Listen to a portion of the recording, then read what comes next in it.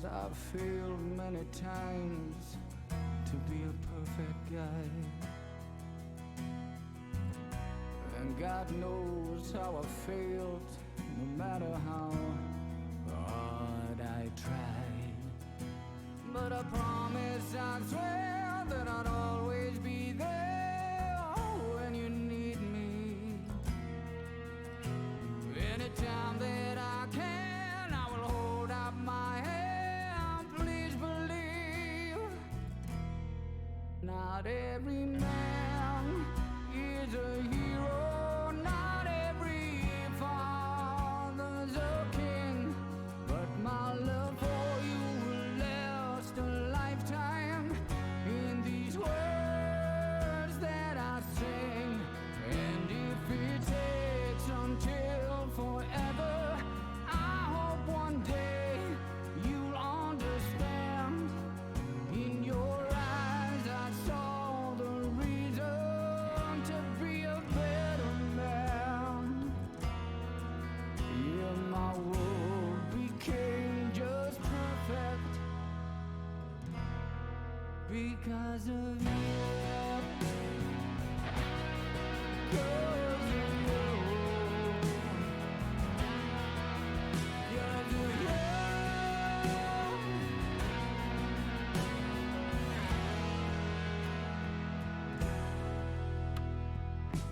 And when the curtain comes down on my lifetime, and when I sing my final song, say my last goodbye, I will look back with pride at the girls by my side and smile for the love that you gave till my very last day. Set me free. Not every man is a hero. Not every father's a king. But my love for you will last a lifetime. In the words that I sing, and if it takes until forever, I hope one day you'll understand.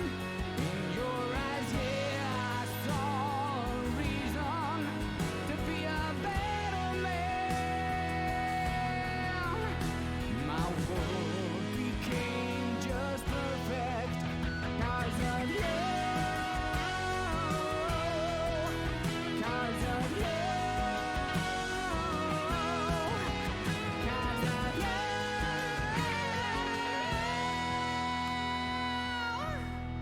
Not every man is a hero. Not every father's a king.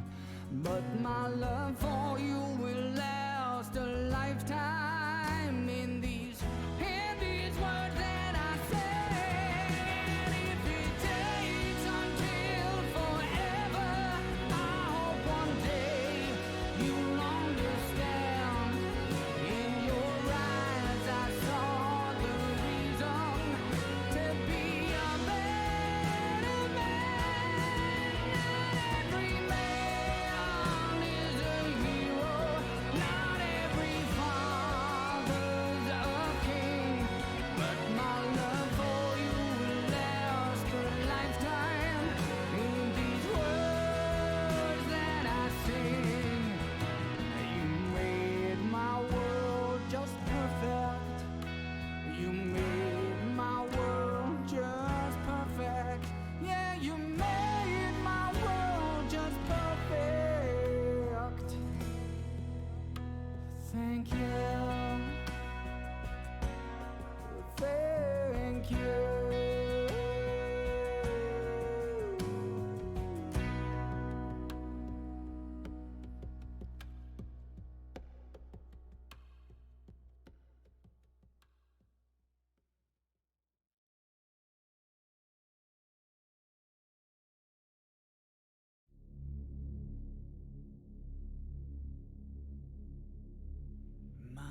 days, jij die bob awr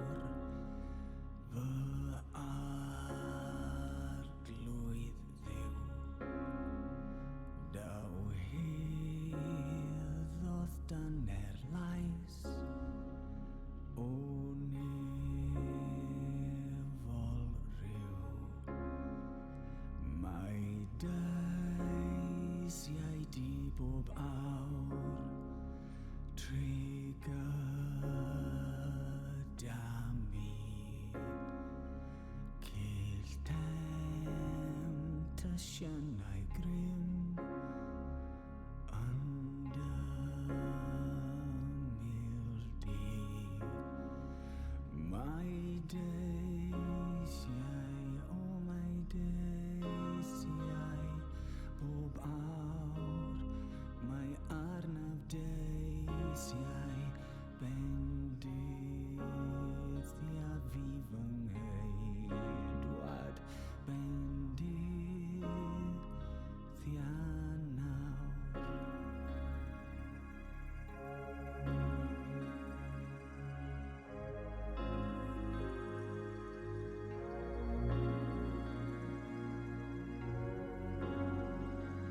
My days, yea, di bobar, rodo likely, ro I minertha blas, de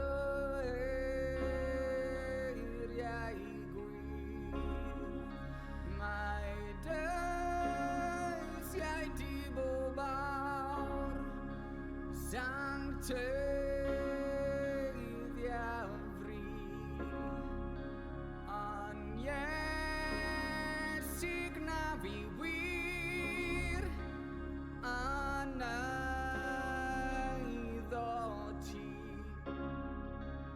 My days, yea, oh my days, yea, bob our my arnav days, yea, bendith the avivang heid, what bendith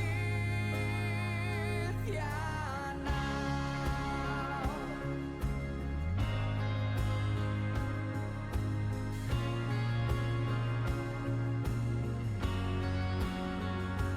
My days, yea, my days, yea, my days, yea, my days, yea, my days, yea, oh my days, yea, oh all my arnav days, yea, bendith the avivang heid, what bendith the anaw. My days, yea, oh my days, yea,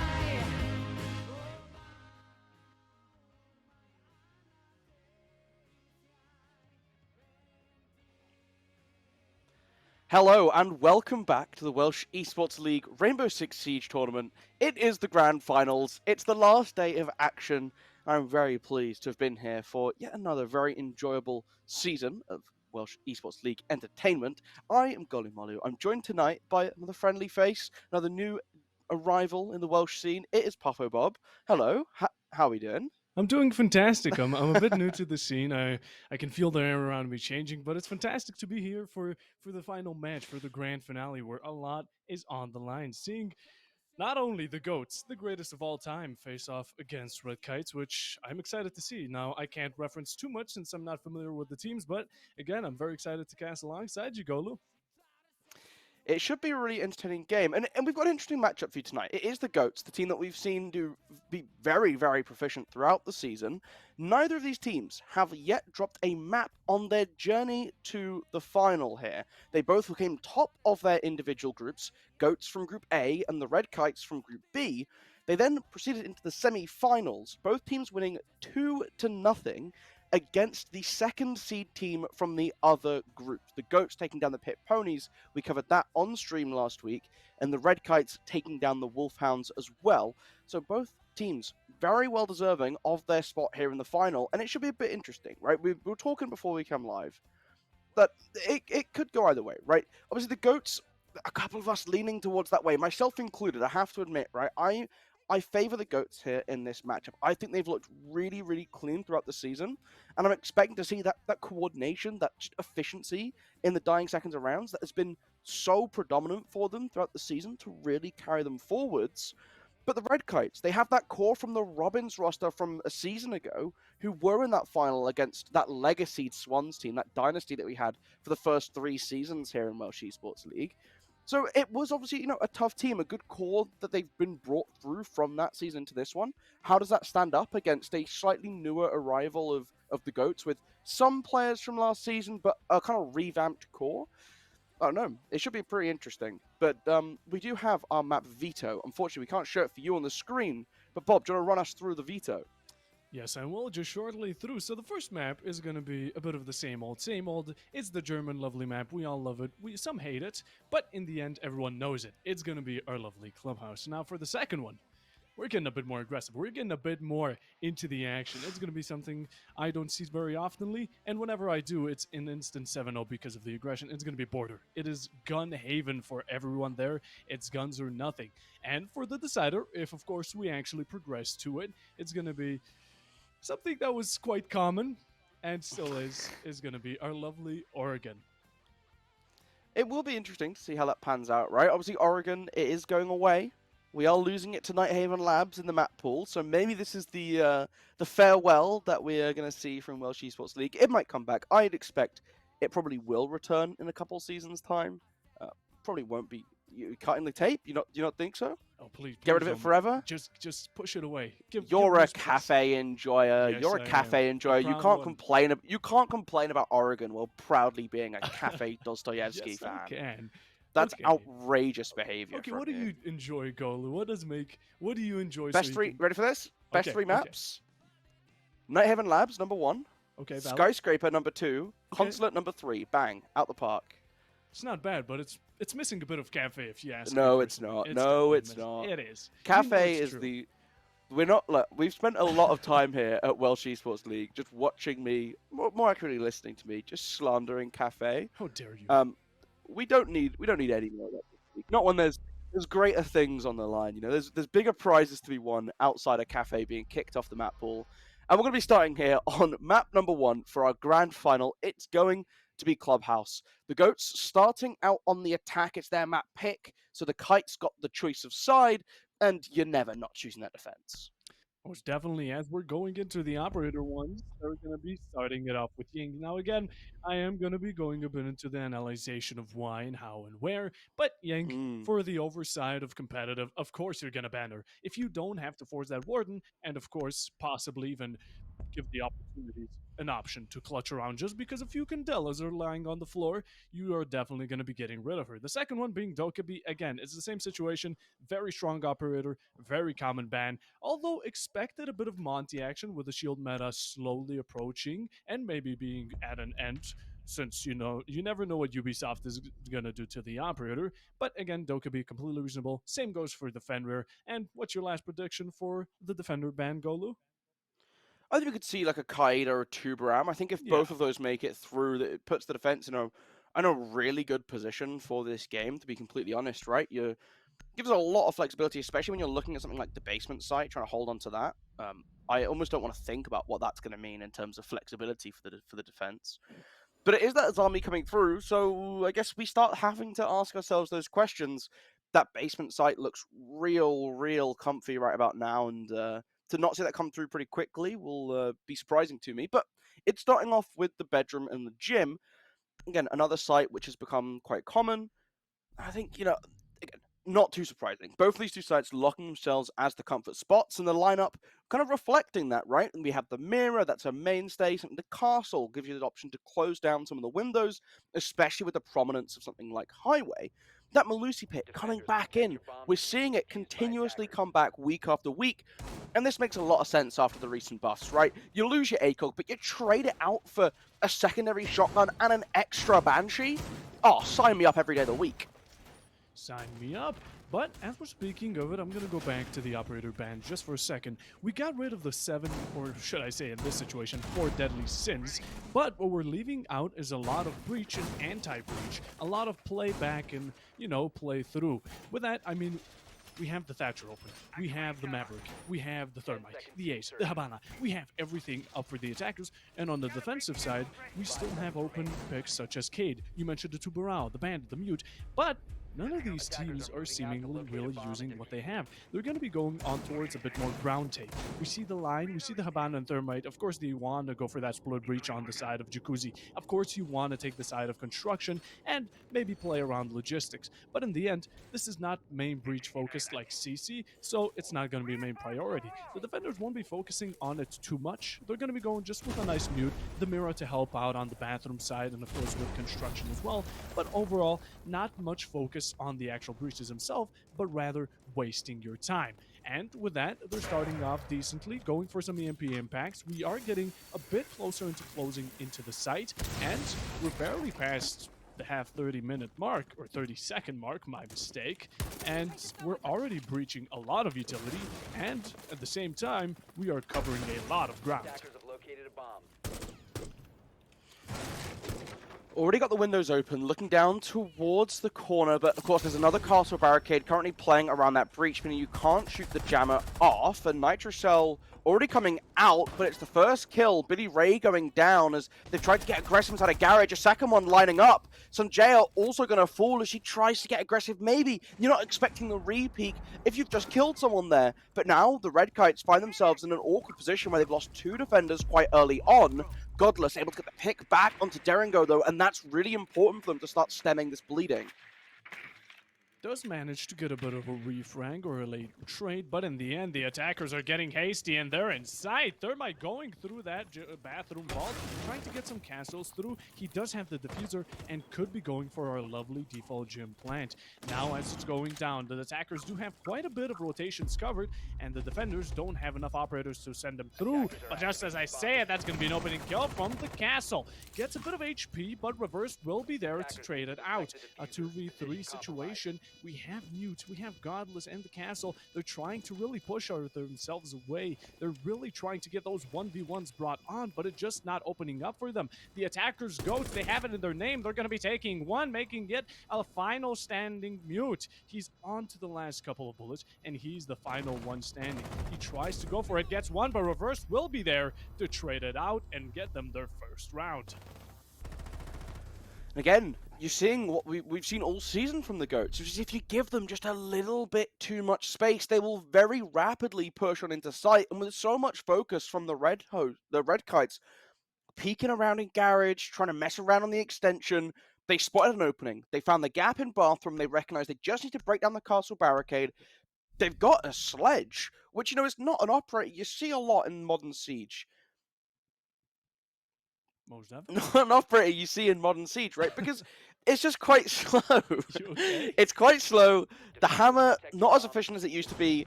Nades going down. But, sorry, something's cracked me up. But ultimately, a bit outdated. But the hammer comes in big, lets them get through that castle barricade very, very quickly, get that plant down, and that post plant. We've seen their positioning. It's been really solid from them in the past. They're going to make it just look really clean again at the end. Indeed, but that was the past. We're on to the present. Goats 1-0, starting it off with that 1-0. Now, as we're going into the lineups, we switch it up a bit more, and we do see a bit more Cades. The Mute has been switched down for him, but Tubarão is not even going to bother showing up. So again, Goats, they're going to be bringing out enough utility to take what they need, to take those hatches, but not make it a main priority. We also see the Monty, as previously mentioned, should have been a ban, but Reverse is going to be picking him up as second he can. Now, of course, with that, I also do see a bit of an IQ pick, which is weird.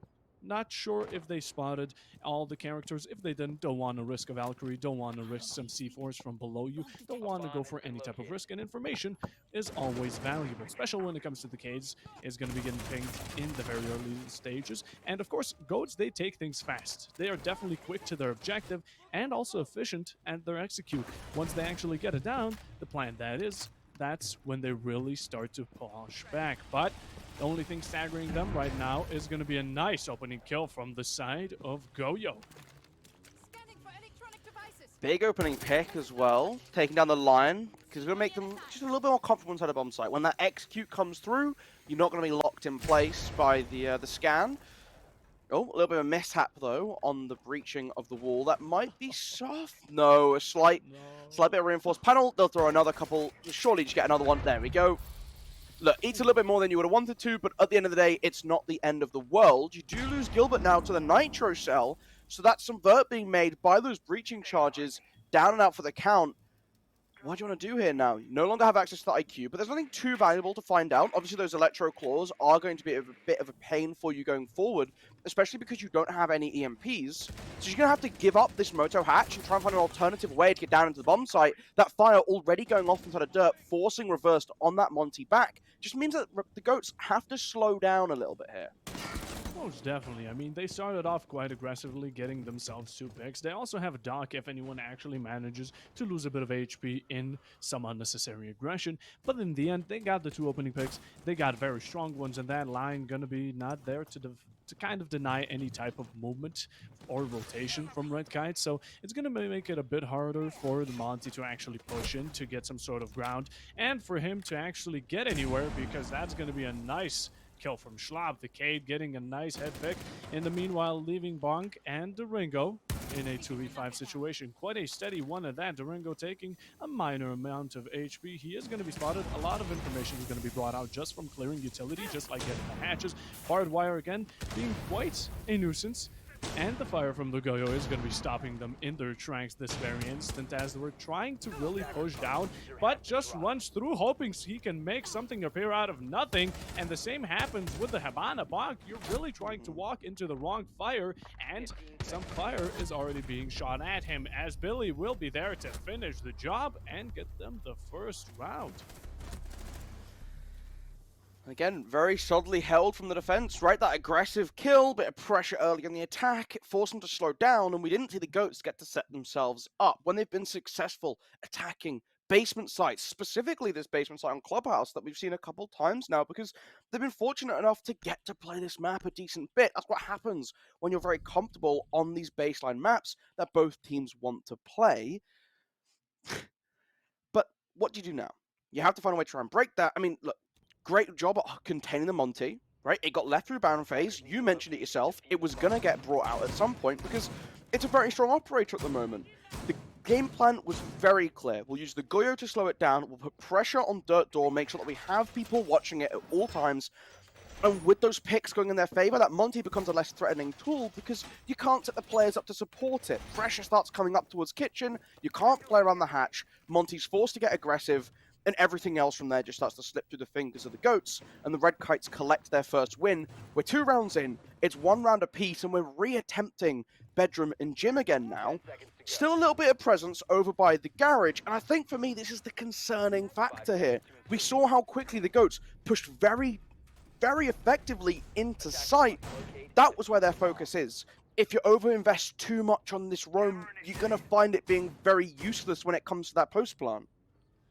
Another thing spotted is that Goats, while they do take things quickly, they expect the defenders to turtle in sight. They expected them to be a bit more or less carefree, but Red Kites responded in quite the opposite way. They went very aggressive, they went against them, and if they're going to do the same, that's going to slow down Goats quite a bit. They're going to need to focus more time on droning, more time on clearing, and more just energy and overall utility on trying to get rid of those risks on those opening picks for you, because again, if you lose these important picks like the line, maybe the sledge, anything that would really help you out in later rounds with destroying castles, getting breach, that's just going to make your job way harder. You may need to adapt by going a different route. You may need to, refocus your attention on something else. And C4 is going to be focusing its attention on Reversed, as he's going to be blowing him off the balcony. That's the second time now we've seen an early Nitro Cell being thrown out that window. It wasn't successful last time, it is this time. Polar gets traded out though, injured, still alive inside of the bathroom, but with Lion jumping on through, should be falling pretty quickly with the DMR in hand as well, as the Goats once again, the game plan, open up that Jacuzzi breach, pushing into sight. Contest now coming in back from bathroom on the wraparound as well as main stairs. Can you try and sneak on up? The plant going down as the goo hits the foot of the sentry inside of Logistics, does go down. A 1 versus 3 effectively, as the mirror is going to get revived up, makes it outside the window, but has to pull out the goo mine. 28 HP, so very low But with the diffuser ticking away, time is against the Red Kites, even if they are in the favorable position. The Nitro Cell thrown out to open up the gym barricade door. They know he's outside on this window, swings for one, Duke gets the kill, Legion for the run out, it's a triple kill for the Lion. The last on the window, jumps out, looks down, hits the head. That's going to be the round. The Red Kites have salvaged in the 1 versus 3. They've pulled it back. It was a little bit sloppy, but they got the job done. Gotta pull out my inhaler for this one. That was way too close. One shot in the castle, 2 would have made the quad for the Lion. That just jumping out of the windows one at a time, giving him the 1v1s, absolutely deadly for yourself, Red Kites. You're lucky you managed to get that headshot on the castle, because if you didn't, it would have been one for Goats, and the second one for them too. Now, while we're at it, I do see Red Kites, they give Goats way too much space when it comes to actually their main focus previously as well. Goats, they open a breach, they can just go into sight. They need one congestion, they win it, and they have sight. Red Kites, in the meanwhile, while they do plan on going for the retake, and this time it did work out pretty well, they still utilize the fact that most of their utility is on the side of Cash. Now, of course, that isn't necessarily a bad thing, because you never know what Goats is going to pull out with, but seeing as how they played first time, it wouldn't be too hard of a guess that they will probably repeat it again. But, whatever it is, a win for them is going to be a win for Red Kites. Now going finally in round 4 into CC and Cash. This is going to a bit more of that breach heavy zone, unless Goats is going to be playing off of construction and windows. Maybe even some verticals could be expected, but Red Kites not really focusing on it. They really do like the retakes. They're bringing the Bandit, the Mute, the Jaeger maybe. A bit of bandit tricking, a bit of old school is definitely going to help them out. It is going to be enough for them. The castle also, we saw a bit of downplay. We saw the lounge side and bar just being completely barricaded off, meaning they're going to try to really cover as much around the side of CC instead of completely focusing all their utility on the main wall. They're just going to be putting a simple bandit, and that should be enough for them. Yeah, also using these barricades to extend downstairs. You see a lot of teams, they've got the Zofia, for example, try and creep down, blow open the floor below it, but we know they're going to go for this concussive blast trick, and it doesn't look like they've barricaded off the door either, which is the only real way to protect you against this. Is the bandit hit by it, you've got to shoot the second one. They do just that, perfectly placed, gets a lot of damage onto the bandit, but he skips away with just 4 HP. Doc this time to bring him back to full. So Sanjaya, she's going to be low for the rest of this round. True, 4 out of 100 is not going to be looking good for any gunfight, but keep that C4. Stay alive so you can go off of verticals, so you can go off of these unpredictable C4s. Whatever you can, try to trade it out. Try to get some sort of value of what you have. Whatever it is, Goats are going to be kind of shifting their attention back to that split, back to going construction side, and this is where Red Kites are going to be a bit more aggressive, not letting them take ground as quickly as they could. And while though the setup is a bit more focused, like you said, on that extension to the downstairs lounge, Red Kites are not going to be too pleased to see that's not where the push is going to be, but the push is going to be the side of CC. In the meanwhile, a kill will be traded out. A double for the side of Godless. One as well for Polar as a triple kill out of complete nowhere. Red Kites managing to even it up, but Reverse is there. He gets one, he gets the second. He's ready for them to run into his gun site, and he's there to have it all. He's going for that quad kill, because if he couldn't get it earlier, that Lion, he's getting it now. 1 versus 2 is winnable. Spray Fire coming in, but again, Sanjaya, she's on 4 HP from earlier. That stray bullet into the shoulder takes her down. 1 versus 1 now for Reverse to pull off the clutch. The last is the castle, inside of sight. You have the cameras to be able to try and relay as much information as possible. Remember, they go on reinforced walls as well, spinning it around to try and get that view into server. The ping coming through to the teammate, but the camera has been shot out. And just spots into the hole, takes down the head of Billy Ray. Reverse with a masterful bit of work to pull back, a 1v3, 1v4 situation for the team? The Goats, a stolen round win. Oh my goodness! Zero, no mercy, absolute destruction. Went for the breach on construction that no one expected. Once you get the wall, the attackers completely backed off. They completely gave up on the pressure and gave the defenders a false sense of insecurity. They told them, no one's going to be here. We just opened the wall up to scare you a bit. But here comes a zero. One pick onto the left and someone in sight. The right onto the Jaeger, trying to go for a bit of a refrag, but didn't expect them to be there already, and then just drop down. Of course, Bandit being on that 4 HP while trying to ban the trick. Quite an unsafe option, especially when he can pre-fire you on main stairs and then just nicely finishing it up with a dink for himself. And Goats matching it up again. It's 1-for-1 for each of these teams. They're just passing rounds, ping-ponging it around, at least for now, because we're going back down in church. Now, this is where Red Kites played aggressively. This is where they really slowed them down. This is where Goats had quite a bit of issue, not only with losing their players, but also those Hibana breaches going towards dirt.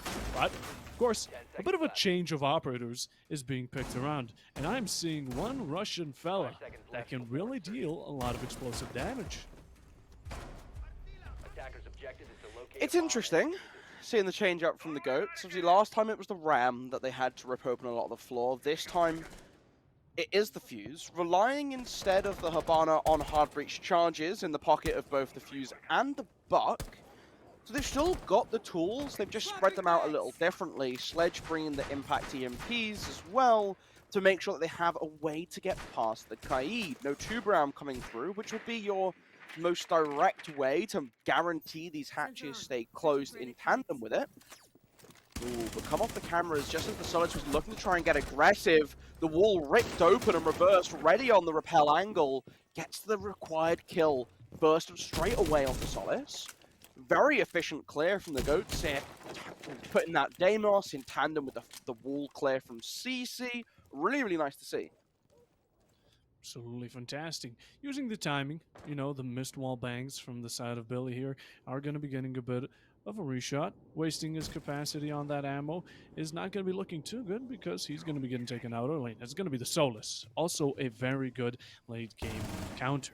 But we already see Sun, he's getting brought up. He's trying to get picks, but it's him that's going to be getting picked. In the meanwhile, Godless will be getting one for himself. A bit of a trade coming on as we're down to the minute-and-a-half mark. Peeks away right at the exact time, and Verticality does get challenged, but in the end, he's really just wasting time. This Donk is trying his best. He's going for that Deimos, but Gilbert will be there to stop him in his tracks. And now it's down for Red Kites. It's all up to Polar, and it's all up to Chlop. Just to finish it up, and you have C-Force, which of course that's a double kill, bring it down to a 2v2 if possible. Verticality is still on the loose, but in the meanwhile, you have to get them, and you have to get those 1v1s if possible, or maybe a double, triple kill would never hurt. We saw it previously. Why couldn't we see it again? And in the meanwhile, C4 will be getting dropped, and it's going to be getting one for himself. A victim of the 5-pound explosive right beneath his feet is going to be dealing quite a bit of damage.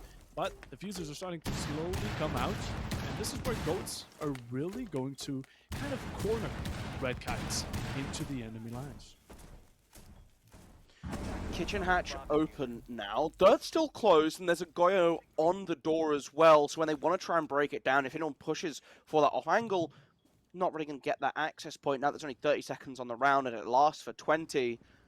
But everything else currently holding still. Polar still in blue, an important position, but going to start to gravitate towards the main stairs, as that does seem to be the priority here. All three attackers currently in kitchen. Someone should be going to the bottom of the staircase for the off angle. It is Deringo, as they're going to double drop down. Both get sprayed by Polar, who gets the third as well, twisting towards main stairs, sees them drop, knows they're coming from the side, all lining up for the mirror to finish off very, very cleanly. What is happening in this game? Every single round, it's from down to like a 1v4 or a 2v4, but the one with the biggest disadvantage gets the win. The biggest underdog manages to take. At least we've been seeing that, I'll say, for positively 3 rounds. Of course, that line, I can't necessarily count it, but these 2 past rounds, absolute stunner.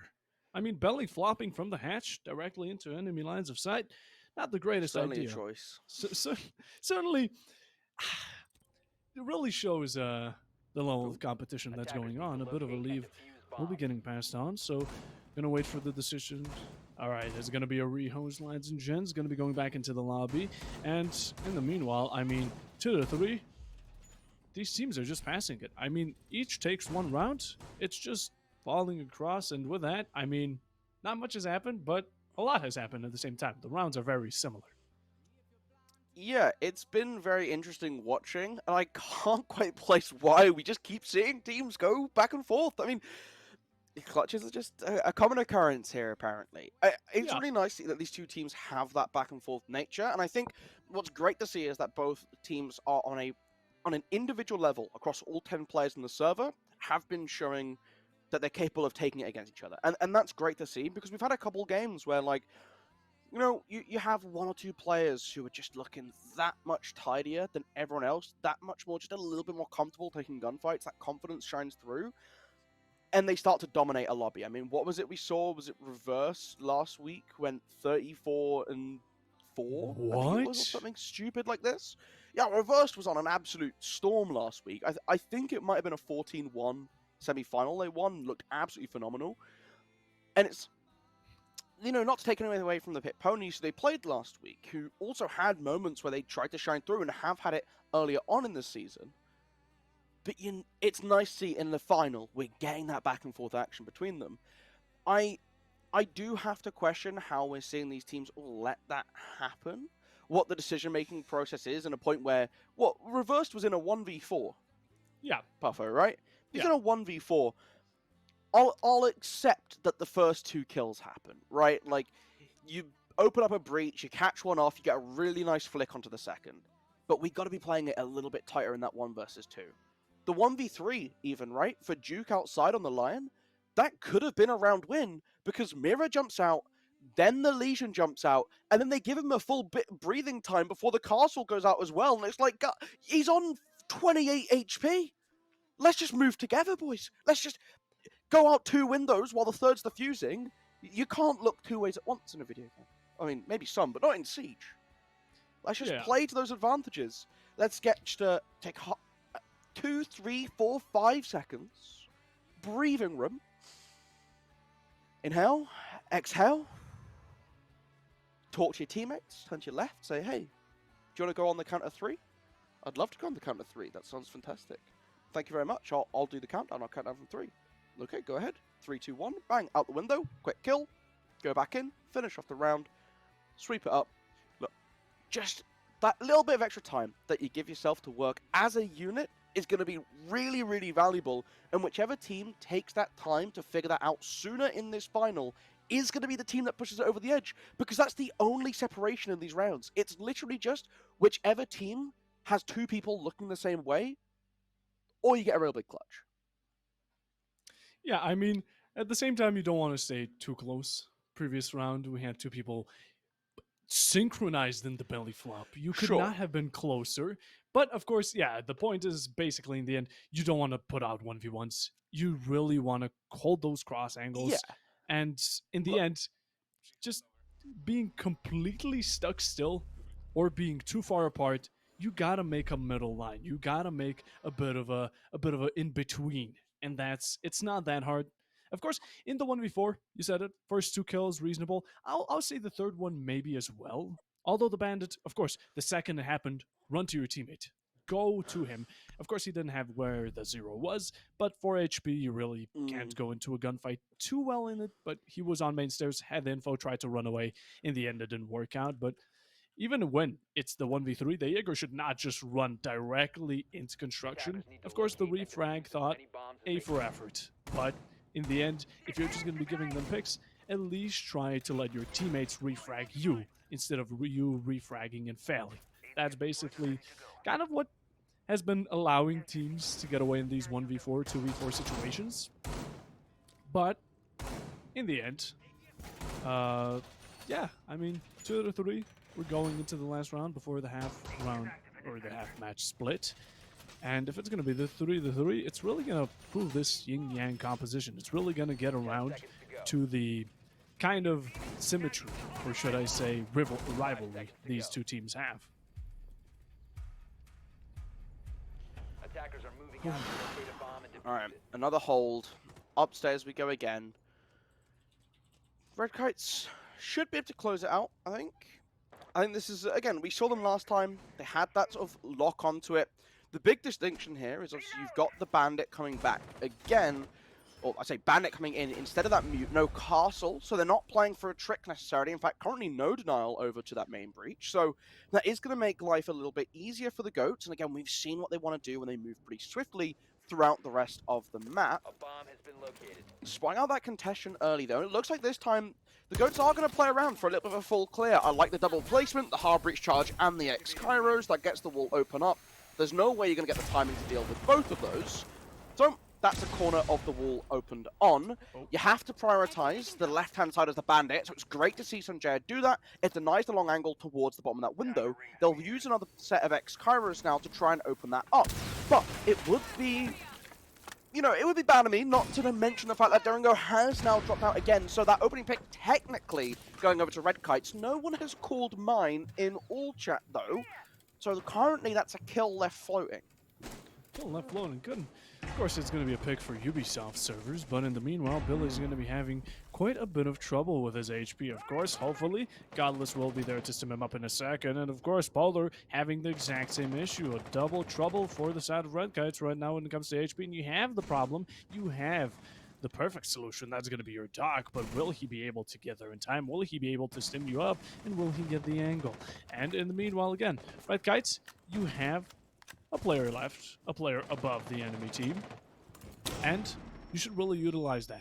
Now, some flashes will be coming into logistics, a prepared push, but very split push from Goats. They're going windows, they're going hatches, they're going breaches. They are going everywhere, not giving Red Kites a single bit of a breath off. They are not giving them a single breath, and with that, as well, they're kind of forcing on these 1v1 situations, possible, again, risky situations for them that they could allow the enemies to clutch, and of course being quite predictable with it, because while though there's not a certain amount of, I'll say, pressure being released on the side of hatches, they're going to be focusing it on the windows. One is going to be coming out. In the meanwhile, a trade 2v4 brought on to Sanjay. She's going to be getting a nice pick. A 1v4 again, Godless joined alongside. Double trouble will be bringing the mirror down to 8 HP, and Duke is going to be the last man standing.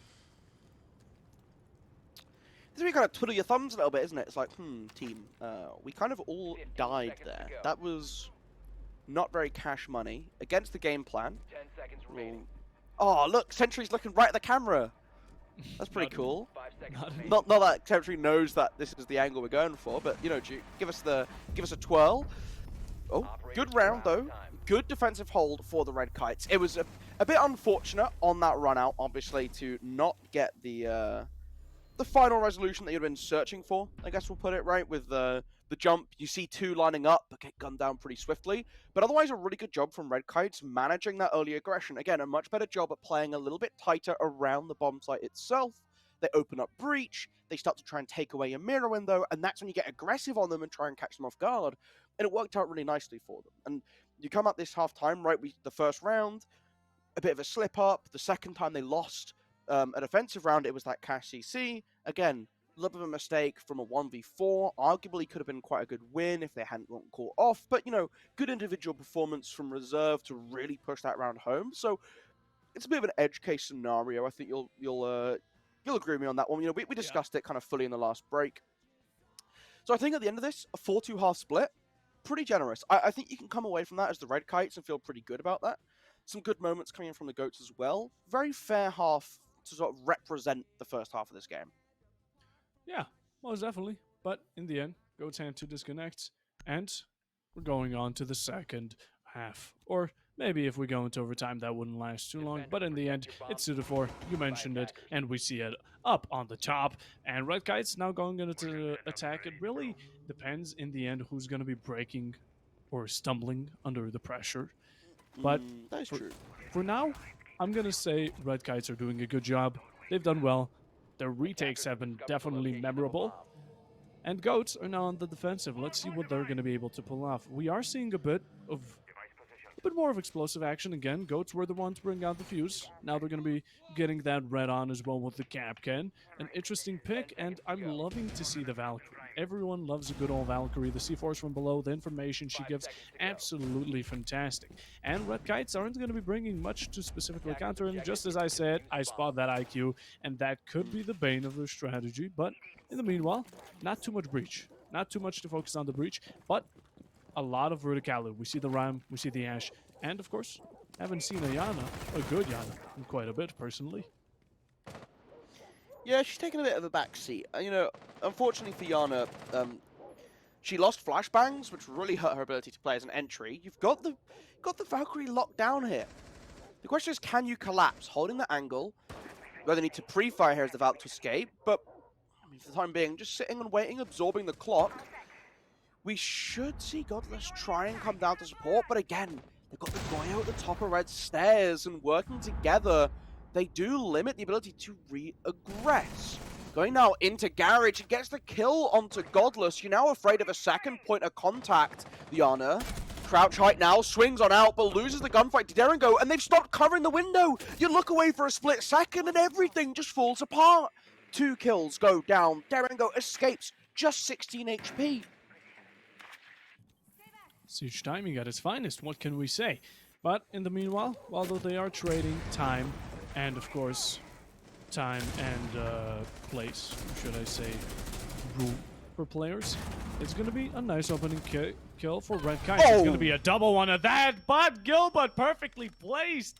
Capcan traps on the door will be getting one for themselves. MVP of the round, you could say it, and it's not even a player. It's going to be the Gadget. Now, in the meanwhile, we still have a bit of Rome coming out from reverse. He's still lurking around. He's waiting to wall up on someone's back and just take him out. Go for those backstabs. Go for whatever he can to get his team more of an advantage. Now, as we're heading to the final minute, we do see, again, a bit of a underdog situation brought on by Red Kites, having a tough time to clear through. Still very unsure of where anyone could be hiding, seeing as how Goats have been just traversing around, getting picks. A nice double for the side of them as well. They're really unsure, and they don't have the gadgets to do it quickly, so it's either going to be do or die. Still pressure above. Reverse, obviously, on that Goyo, ready to try and flank down behind. And with Red Kites, you have to make that decision, right? You do have the diffuser in the hands of the Ram. He's going to drop down into Gen, will be heard. Reverse running down into the corridor, gets the kill. The last spray's coming through. They know your location. You look through the rotate. You don't see them under the table, though. Turn back. Look at AKs. They shoot the Goyo, but he's behind the rack. Bonk peeks out to the left, hits him with the hammer. That's going to be the round going in favor of the defense. Again, this basement has been a very difficult site to crack. That's how it should be. It's how it always is. It's holding to that form today, and the Goats, it's important for them to start things off in the second half of this game on that upward momentum. Most definitely. Red Kite's having a bit of issue even covering the ground, going from top to bottom, going a bit in between, first floor clear, trying to get as much as they can, but getting shut down because people are holding Secret, people are holding Garage, CC side, and in the end, you either clear it all out, or you leave the roamers upstairs to really come back and bite you in the later or even in the early round. Although the man advantage was given to them quickly, Red Kite still tried to fight back. A nice double kill from Hibana, but that instant trade from the Capcan traps sent her flying all across bar. Now, in the meanwhile, going on to round number 8, we are looking very close again. It's 3-4, and I'm just assuming we're going to be going to that double 4-4, that double quattro very quickly. After this round, maybe even. Because Goats, while though Church is very hard to penetrate, as it should be, in the end, Red Kites didn't necessarily penetrate it. They just went for kills. It was a run-and-gun game throughout the entirety of the time. And I'm also spotting that Goats and Red Kites both, when switched roles, are focusing on that breach a bit more. We see the Thatcher coming out, as long as the Tsubarao and the Cade Bandit duo. It's a classic. I love to see it. I mean, it just works, you know? Yeah. And when things just work, please abuse them. Like, this Tube-Ram operator, he did lose his auto. He went from 4 to 3. He's still so good. And the opening pick does come through. That takes down the castle. You deal with a little bit of the extension. They're trying to play around construction. Great start for them. Let's now try and turn that into a further win. You want to play for Lounge downstairs, but that is also where we're seeing Derengo on that Tube-Ram playing. So how do they deal with that is going to be interesting for them to try and puzzle out. Because again, Bandit, trick it on your main breach. Ooh, they're going to go for both sides. That is an option. the question comes down to how effective the Zoto use can be. Indeed. Now, Thatchers will be starting to slowly show themselves. But the bandit trick right on time gets the left wall, but not able to He's done finish it! it. The Tubarao gets there just in time, right before the breach. But even if he places it down, just maybe, it will be able to secure it. But it all depends on when this Tubarao is going to be extending. And meanwhile, Godless with a second for himself in the round, getting his well reversed. But we still have that trio. We still have the Bandit. We still have the Kane. We still have the Tubarao. And Breachers are not going to be going off on their watch. In the meanwhile, the attention is going to be focused, shifted onto the side of construction. And this Grim, I can already see him being an absolutely nasty killer here. With the amount of red sight deny you can really have on those angles, on those rotates, absolutely deadly. In the meanwhile, still having that bottom path, still having lounge side, it's going to be a very one-sided push from Red Guys. They're really going to be focusing on it. And in the meanwhile, Godless gets himself a triple. Bonk will be there to take out Billy, as of course, from the breach comes out Sanjay. She's going to be getting one for herself. And in the meanwhile, Goddess with a fourth in the round, just like earlier with the Zero. It's going to be a quad kill, and the Ash main running and gunning, going through the site, picking heads, and managing to get a very good round to Red Kites, just one round closer to that nasty match point. I wanted to glaze the two-round play so much. It looked real clean. A really nice job getting it down at the end. I don't know what the call was there between, you know, focusing the bandit batteries on the X-Kairos, getting it down in place to freeze out the exothermic. Great job juggling it, throwing the second one around the EMP blast. Unfortunately, we didn't put another bandit battery down. It's like, that's literally the last step. You've done everything right up until this point, but we're not matching the EMP throws. A little bit heartbreaking to see, because otherwise that was going so comfortably for them, and I feel like everything started to falter once they lost that breach. You no longer have that safety net inside of rafters. You lose your garage play. Godless just running around, doing whatever they want to. Really, really good job from the Red Kites, making up that lost time at the start of the round and sort of correcting on those mistakes. And pre-place Nitro thrown kind of early. I don't know if you heard that, but the drone comes through. He's going to have to pick that up because there's a drone somewhere around kitchen, right? There's somewhere lurking. Not going to go hidden any longer. Cash, again. Now, we've seen this a lot from the GOATs. They really lean back into playing Cash. And I'm not convinced by it. This time around, giving up rafters, fully closing it off. They got the mirror window downstairs again. And this is another setup we've seen from them a couple of times. I'm intrigued to see how they try and correct last round. How will they do it? Because earlier, those opening picks, that 3v5, it really brings it down to having not enough people to really hold main breach. Focus on 4 people on the side of construction, or 3. In the end, it's just a hard hold, and it's an unfortunate start, but changes come, and hopefully GOATs will be able to make it happen. As we're going about it, again, a lot of pressure from windows. Really got to utilize them as much as you can, but be careful. You have 2 angles, 2 very open angles to take care of, and C4s could come flying out at any time. In the meanwhile, Bandit just going to be going for bandit tricks. He's doing his job. The Thermite will be placing it on the left, and let's see if Duke will be there to stop it. Thatcher EMP will be coming out, but the Bandit's already set and ready to go. Gets 1 exothermic, and that's going to be 1 left for the side of construction. Or maybe just to kind of really go for that one-sided push yet again. So we've got 1 Zoto left and only 1 EMP. It's not an ideal position to be in, but Godless once again just walking up into construction and Nitrocell flying through. But, well, if you're dead before you get to use it, it's not too much of an issue for you. So they're going to be able to open up the construction wall now. Couldn't find the claw, so they're just going to use the EMP. It's going to make it hard to open up this construction single wall that goes in towards the site. And that's often something that you really want to have open if you're going for a back-sided plant. Sanjaya, though, able to get yet another pick. That's Duke going down. So, the attack starting to encroach from multiple sides now. Yes, this breach might stay closed. They've still got a doorway. They've still got a little bit of wiggle room over by Garage if they want to. But 2 kills swing very quickly. A third is Derengo looking underneath the castle barricade. Hits the head of Godless too. It's all fallen away, but Sanjaya doing her best to keep things equal.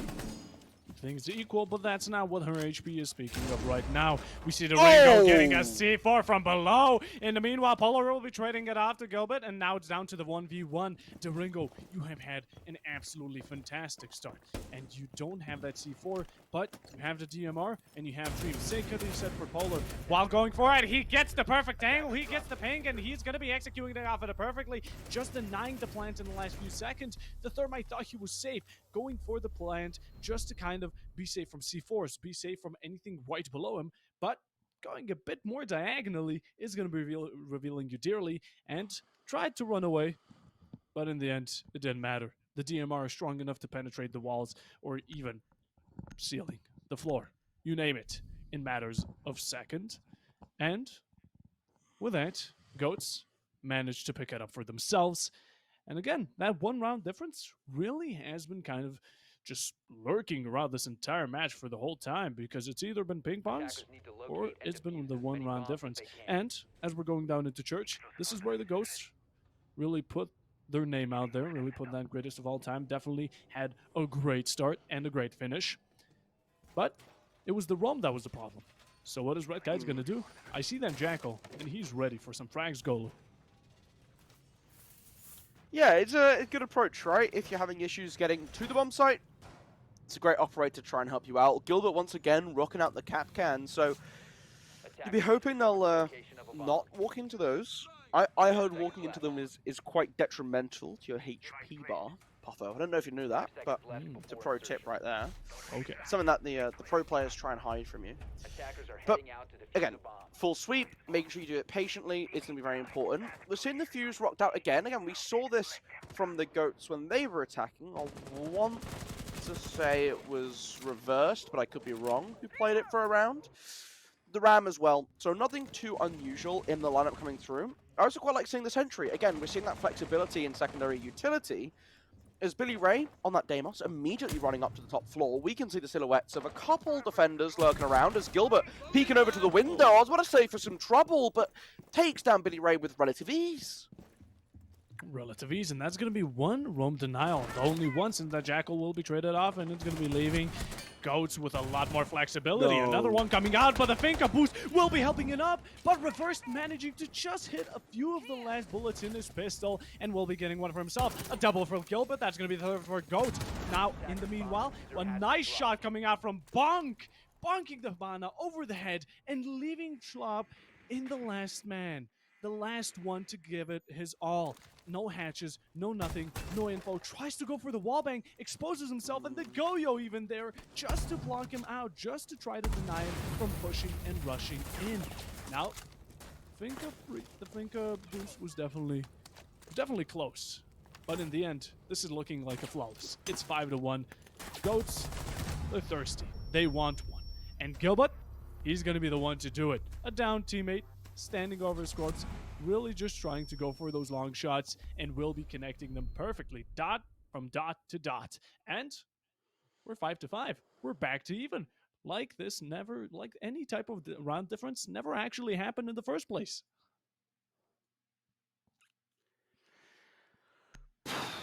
Okay, well, we're slowly creeping towards the end, and we're going to see our first bedroom and gym attempt coming in from the Goats. You might be wondering, normally we ponder on a little bit on the last round, though. What's happened this time? Well, there's not much to ponder on. It was a pretty swift takedown by the Goats, so we'll just move on. Clash coming through. I love a good bit of Clash. I'm a Shield connoisseur. Yeah. I love me some Shield play. Super shorty Clash as well. Chef's Double kiss. dipping. Love to see it. Gorgeous. In fact, Darren, you've just become my favourite player on the server. Congratulations. Give him a Bias medal. casting begins now. We're only 10 rounds in. We got time for a little bit of biases to come through. The rest of the lineup, again, pretty standard for this point in the series, right? Obviously, the Kaid going to help lock down some of these walls, hold on to them. That's why you got that Thatcher coming through. And to Red Kite's credit, they've been doing a great job at dealing with it, right? Billy Ray, using these Thatcher EMPs, timing them well to make sure that the walls aren't getting tricked, even through something like a Zoto, right? Because it really is a bit of a skill check on both ends of that matchup. How do you know how you have to time your EMPs to get this wall open and every single time come out on top? So very, very big credit has to go to Billy Ray here in these situations, and it's going to help them again here because they have Godless once again on that Ash. You can take down the mirror window inside a bathroom pretty swiftly. There's no Jaeger, there's no Wamai, there's not even an Aruni to try and protect the window. So this should be pretty clean start to the round for the Goats, for the Red Kites even. Yeah, there's not much counters to that Ash, but that clash could be quite deadly. And as we're on the topic of shields, Red Kites, they're going to be bringing out that Monty, which could be quite a bit of an equalizer when it comes to this situation. The C4 coming out will be getting shot at, no explosion will be appearing in our eyesight. But in the meanwhile, Monty just kind of lurking around. There comes the clash, the polar opposite, the defensive one. As in the meanwhile, Billy starting it off, 4v5 for himself, as Duke will be getting taken off. Now that's going to be the castle, not too much utility to bring into the later rounds. You don't have a C4, and you don't have any Azami like Recharge, or maybe a Legion. So, of course, with everything on board, that was probably the best pick Goats could have actually offered. But time is ticking. We have to get around the clock, and we need to do it fast. Red Kites, you need to start pushing. Verticality is going to be interesting, as it's going to be going for the mirror windows as well. But in the meanwhile, you need to make that progress, although they're just slowly hindering Goats around, slowly taking them out, taking their utility, taking their HP. They're also, at the same time, applying quite a bit of pressure.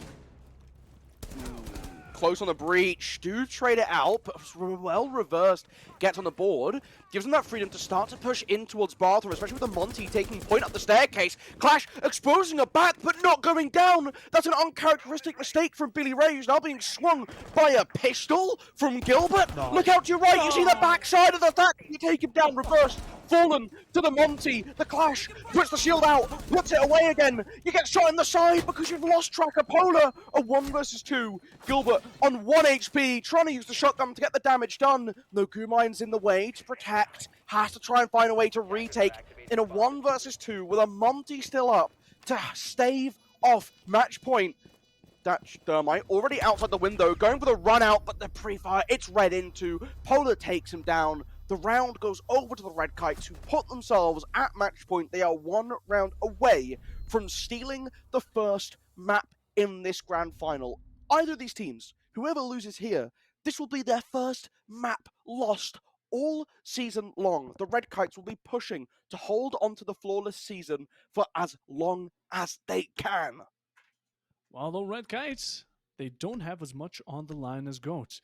Now, do remember, Goats, I do believe this is their map. So if you lose this, you're going into the territory of Red Kites. You're going into an even more fraggy territory. And Red Kites, they've been quite aggressive throughout the entirety of the match. That border is definitely going to be deadly to wake around them. Now, keep that in mind, the previous round, oh my goodness, poor Clash. She tried holding as much as she could. She tried zapping, helping her teammates. But whatever she did, there was always an opportunity for the attackers to pick on her. That back was open. The first time it didn't completely shut her down, brought her down to the around 43 estimate HP. But in the end, Monty around you, one to your right, you really can't multitask as Clash. You need someone around, and that's what really brought down the 2v1 situation. A surprising gun from the Legion. I do respect the shotgun pick, but a bit more accustomed to that T5 SMG around the area, but it's a pick.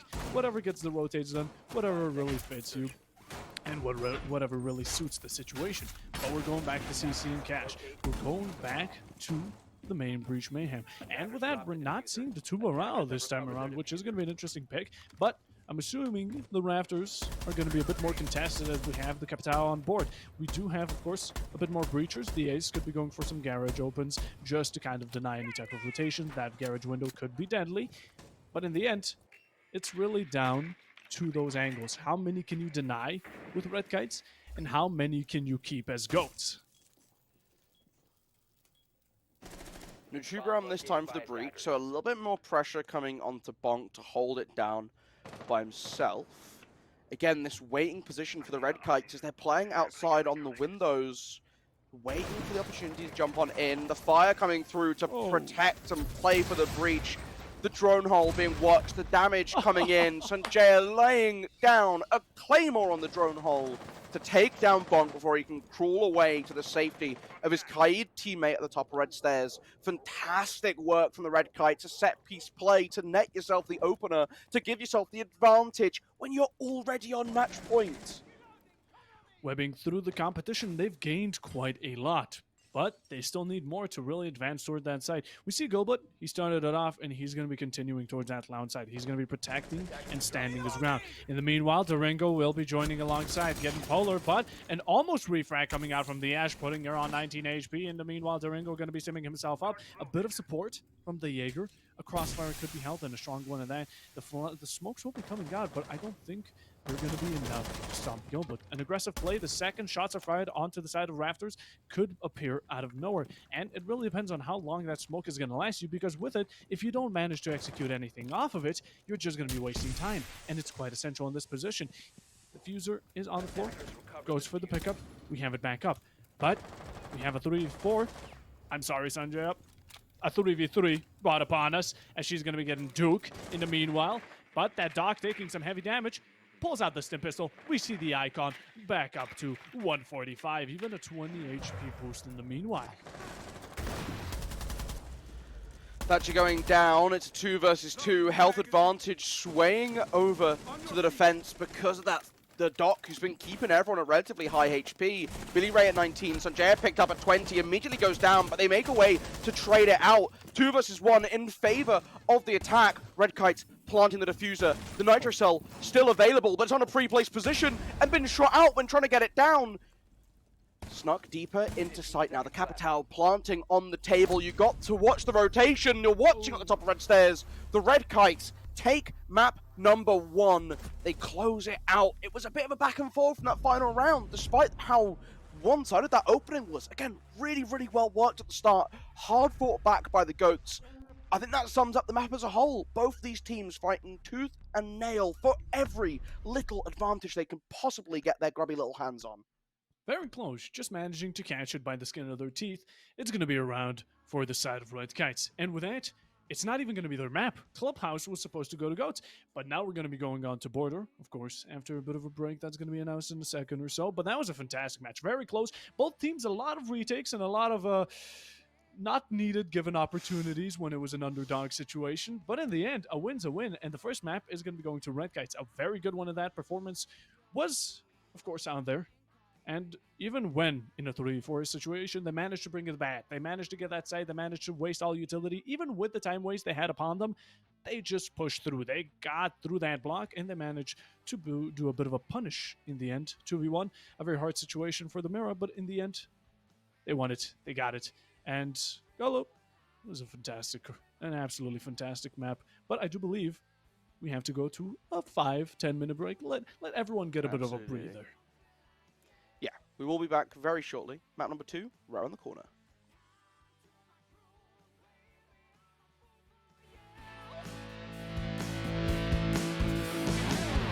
Your temptation to my will love my bitter little jagged pill. When we kiss, girl, I get so high, high, high, high, high. Well, I'm a fool for your seduction. I got an appetite for your destruction.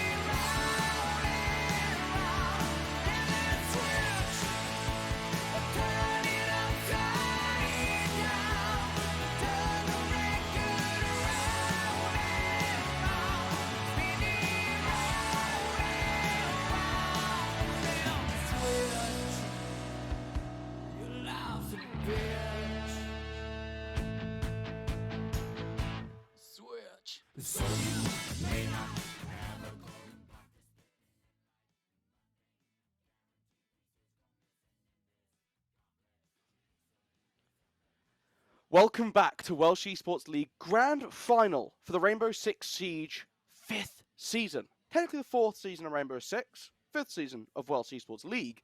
I'm Golly Molu, joined again by Popo Bob. We both witnessed a very entertaining map one.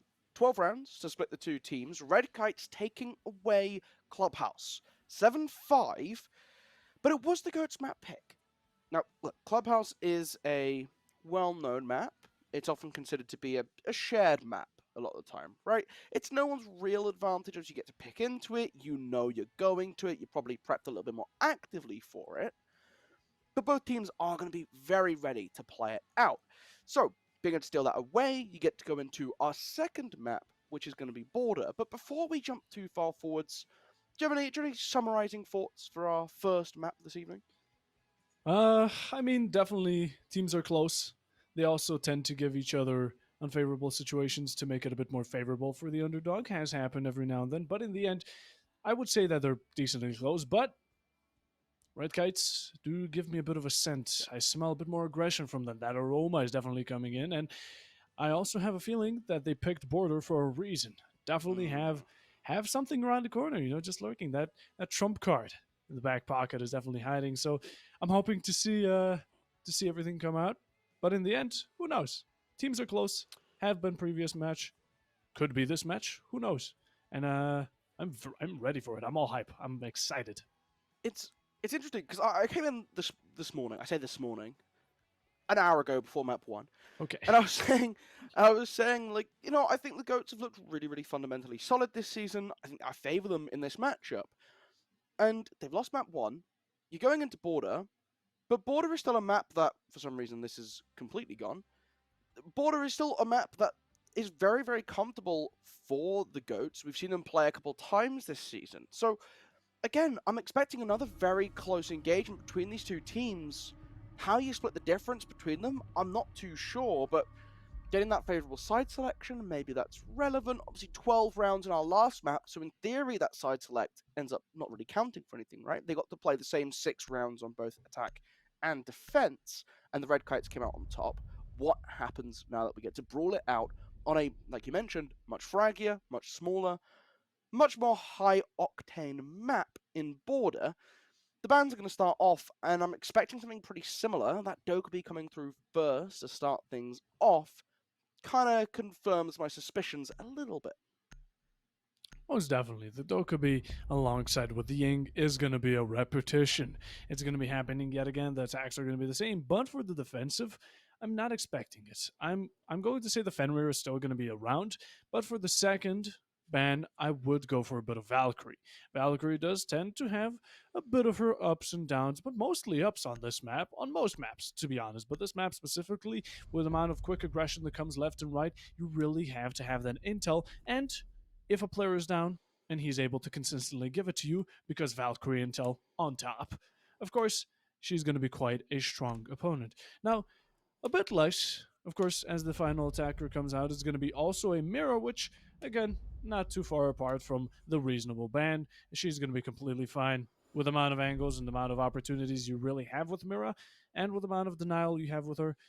A bit of a weird pick, though, because upstairs on the main breach, she can be easily taken out because the main breach is completely connected to the outside. But again, it really varies on how you play. Because if you play aggressive on the main breach, no one's going to be getting close to the Mira with a melee. But instead of going about what we saw get banned, what are we hoping to see, Golo? Any wishes? Because personally, I'm really a fan of Spider-Man. And who's the closest one that comes to it? It's definitely that Amaru. And Amaru, I feel like, fits on this map, especially because of the amount of windows that you can safely rappel into. So that's going to be a personal hope from my side. But what about you, Golo? What do you hope to see in this match? Just more shields, I think. We've already got the Monty kind of hovered. That obviously might not be a permanent addition to the attacking lineup here, with the repick being a thing for another 15 seconds or so, but slipping through for a decent bit of time. Got a Yokai as well, already hidden away. Obviously, Echo getting that ACOG now has been kind of a breath of fresh air for him, right? A new wind of life. being brought just a little bit more frequently. Obviously has gone down to that 3 health with the 125 and a 1 speed. But you know what? I think that's fine. I quite liked Echo in his old state. I was an Echo enjoyer. So I like seeing him get back in. The ACOG feels right at home on him. Most definitely does. Alongside the automatic suppressor, you get it for him. It's an absolutely stunning and enjoyable gun. It's a gun that I really feel satisfied by shooting. And as we're speaking of it, Durango gonna be using it for himself to get an opening pick on not to any operator, the most likely of operators to get killed in the very early stages. It's gonna be the Monty, the shielded, the cinder block wall, the absolute monstrosity of a shield, as Gilbert will be getting a second in the meanwhile. It's going to be the Flores as well, the counter to Azamis, the counters to so many gadgets, the two most important picks already taken off in the first minute, and Red Guys have nothing to respond back with it. Yeah, I'm not sure how we're allowing that to happen. Nothing too positive to come from the opening minute for Red Kites. They do get a pick back now, which is a good start. You take down the Aruni, and that's another potential ACOG off the table with that DMR. Still waiting on some aggression to come through. Should have seen the cross in the corridor. Fully exposed, but you can't land the shots, and Gilbert does go down. The setup in CC still going to be alive. A reswing coming out now, and that's reverse, going to make good on some earlier damage dealt by his teammate. You now get to look back towards the site. You shoot off the pellets. No more hard breach charge. These walls are going to stay nice and locked up. As both remaining attackers also working for this push now in. On the balcony outside, taking down the bulletproof camera. So ready to try and slip their way in, but still have to be aware of goats having quite a widespread net of presence, considering there's only 3 of them left alive. Definitely, and Red Kites with a quite a hefty 2 are gonna have to make something out of it. Definitely going into the enemy territory in such a narrow position, especially with C4s around, especially with anything really. Actually, the Mute is not going to be bringing a C4, but in the end, you still have Yokais, you still have information, Dog Stims all around the corner, and SMG-11 peeking Bonk just ready to take you out, and leaving your Brava in a 1v3 situation, definitely going to be unfavorable. Now, trying to get a refract, trying to get a bit of a late one at that, is not going to be forcing Bonk to peek. He's not in a position where he has to. Time is not against him, but with him. And in the meanwhile, Brava, Sunja, gets one for herself, and in the meanwhile, Durango, just like he started it off with the Monty, is going to be finishing it off on the Brava. In the meanwhile, getting himself a nice double kill, and the first round for Goats, which is going to be quite a promising start with how they've been dealing with not only picks, but how early they've been managing to get these so-called picks. Yeah, again, it's one of the difficulties of Border, right? Getting to the map itself. It's brutal trying to approach it, and they're obviously not working out very well for the Red Kites. So far, round number 2 is going to need something a little bit different, but again, you've seen this lineup, you got the castle, you got those Echo again, so 2 ACOGs already. I'd expect a couple more spawn kills to come through. Maybe not kills, but peaks to come through. Just try and scope out that early presence. Again, look, I don't like focusing too much on one person or one small thing. But Monty, you're playing a shield. It fully extends. How are you dying to a spawn kill? How are you dying in the first 30 seconds of a round? It's not allowed to happen. No, it is not. Like, I'm pretty sure it's hard-coded into the game that you can't die within the first 30 seconds. You stick your shield on extension, leaving spawn, and you look in the general vicinity of the building you are approaching, and you're not going to die. Attacker's objective is to locate a bomb and defuse it. So, they've not brought it back, but if we do, it's being careful, and even without it, right? Maybe that's another reason to be more careful. Be careful approaching this building. Gonna get pretty close early on with the IQ at the very least. Still playing for the balconies outside, and because it's Border, because of how small this map is, you still want to get a decent amount of pressure spread throughout the rest of it. But let's see, can we bounce the nade into the window? Stays on the ledge. It's good. A good check mark for the IQ, getting a nice little bounce for herself, and reversed the Echo, starting it off again. And this time, there's no Monty around for him to pick on, but it's going to be the Fuse, it's going to be the Billy, and he's going to be getting an opening pick for himself. Goats again with a great start. Not only when you go for the verticality, Fuse really flushes out utility. He's great at it. So him being the first pick is probably one of the worst situations you've got going on, besides maybe the Hibana.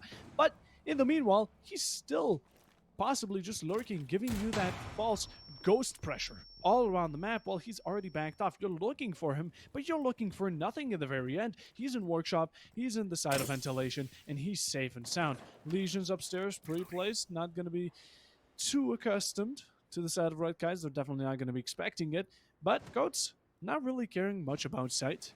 The entire team just completely somewhere else. If it does come to the side contention, they are positive they can retake it. And they've done it before, but really depends on how Red Kites goes about this. Open up the hatch now.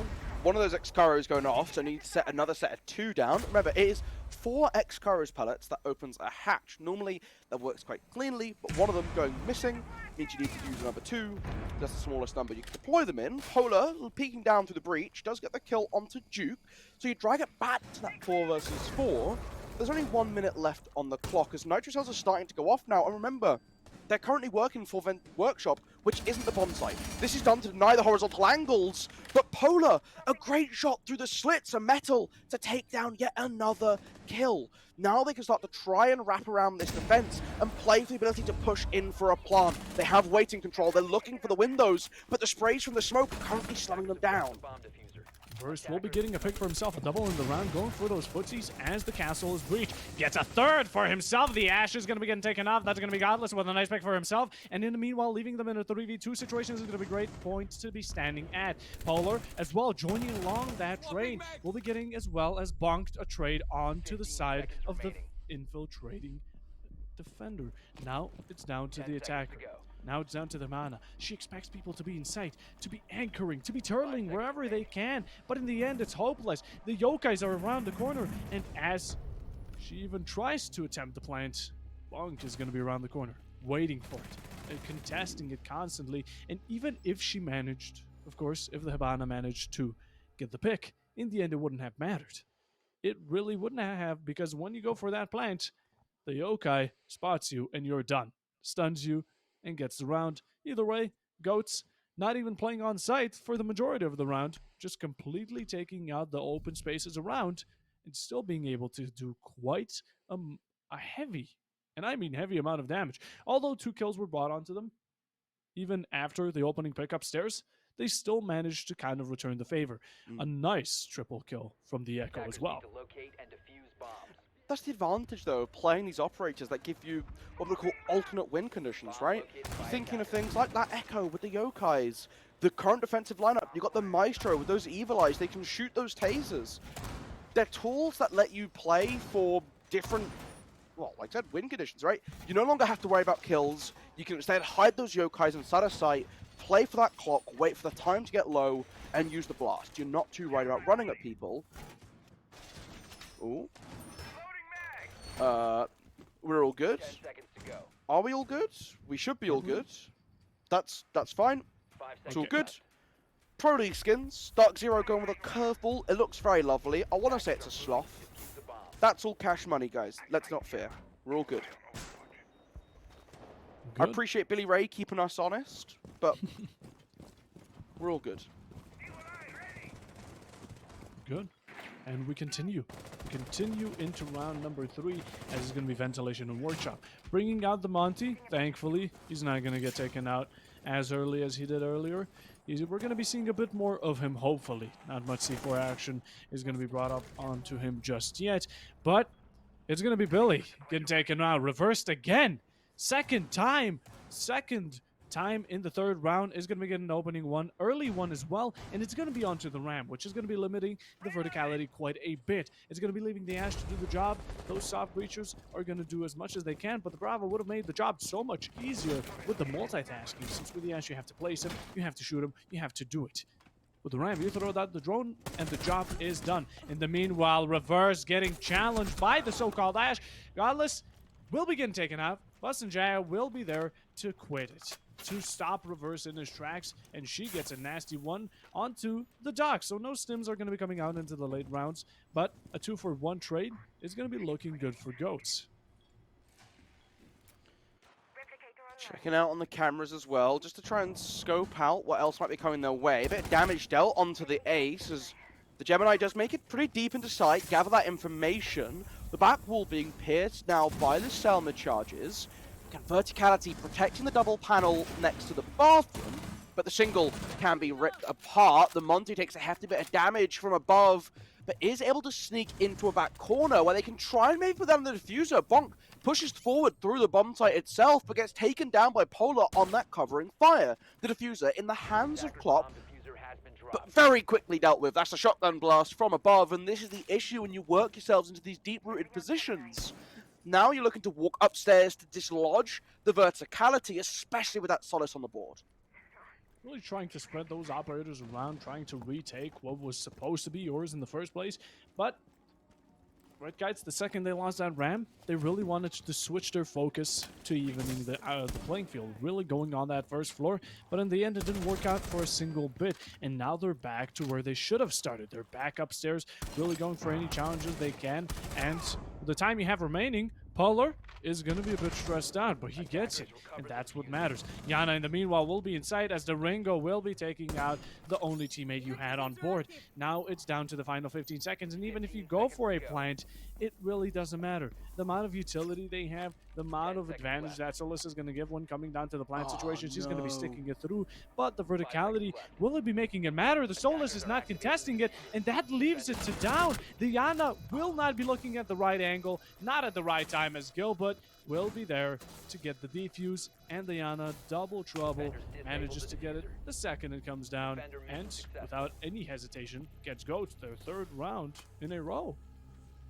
Popo, that's the Solace nerf coming into effect there.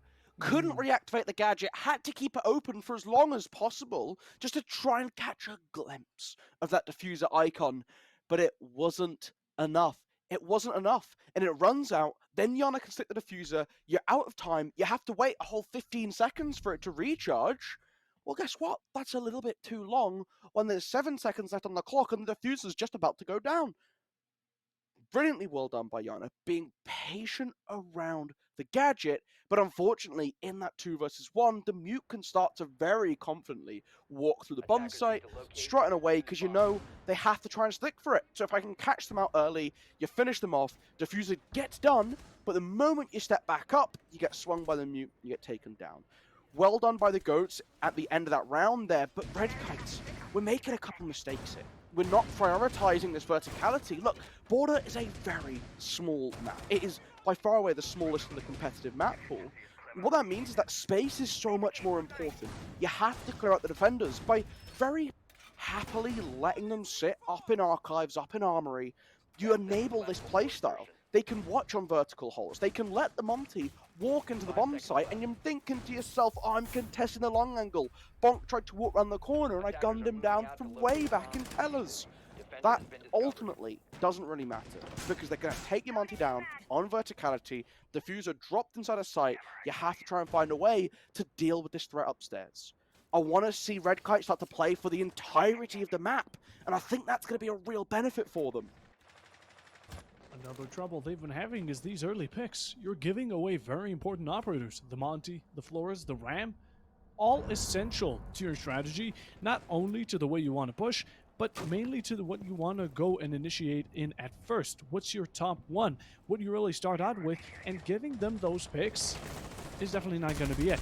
But it's going to be a bit of a reverse, as the only one to get the first pick is going to be Red Kites, but an instant trade out, and again, it's going to be the Ace. It's going to be the only hard breacher we have on board, no hard breach device, and now you're without any source to open up these hard walls to get anywhere. Now you have to push through doors, through windows, and break through as much as you can, because without the Ace, you're really going to be limited to the South Breach and South Breach alone. Although they are really contesting Gilbert, he did take out the so-called Ace, and he is completely cornered as of now. But those assignment barriers are definitely going to be sticking through, giving him a bit of an easier time. Will be rotating back and getting away safely, which Red Kites definitely threw away a bit of an opportunity, a bit more aggression, and they maybe could have even had it. Pressure on 90 corridor now, having cleared out CCTV in a much better state to try and push towards the site than they were last time around. I really like the change up in priorities and a gorgeous shot from Godless to take down Duke again. Still got a mute tucked in the corner, and this is going to be an issue, but good drone work again to clear it out. You have nades to pop over the top if you want to, getting aggressive. You take down Bonk. Derengo does get a kill as Gilbert adds a second, so you're down to a 2 versus 2 now. 55 seconds on the clock, plenty of information available to the defense. So it's going to be important for Red Kites to figure out how they want to crack into this bomb site. Both of them over by Archives. No way to open this back breach, though. They have the EMPs, they don't have the hard breach gadgets. Sending in the Twitch drone to try and take away either a bulletproof camera, a yokai, but the mute jammer is going to deny it, making this push much, much harder. Much harder, and at the same time, if you don't take that echo out, you're not going to be open for the plant.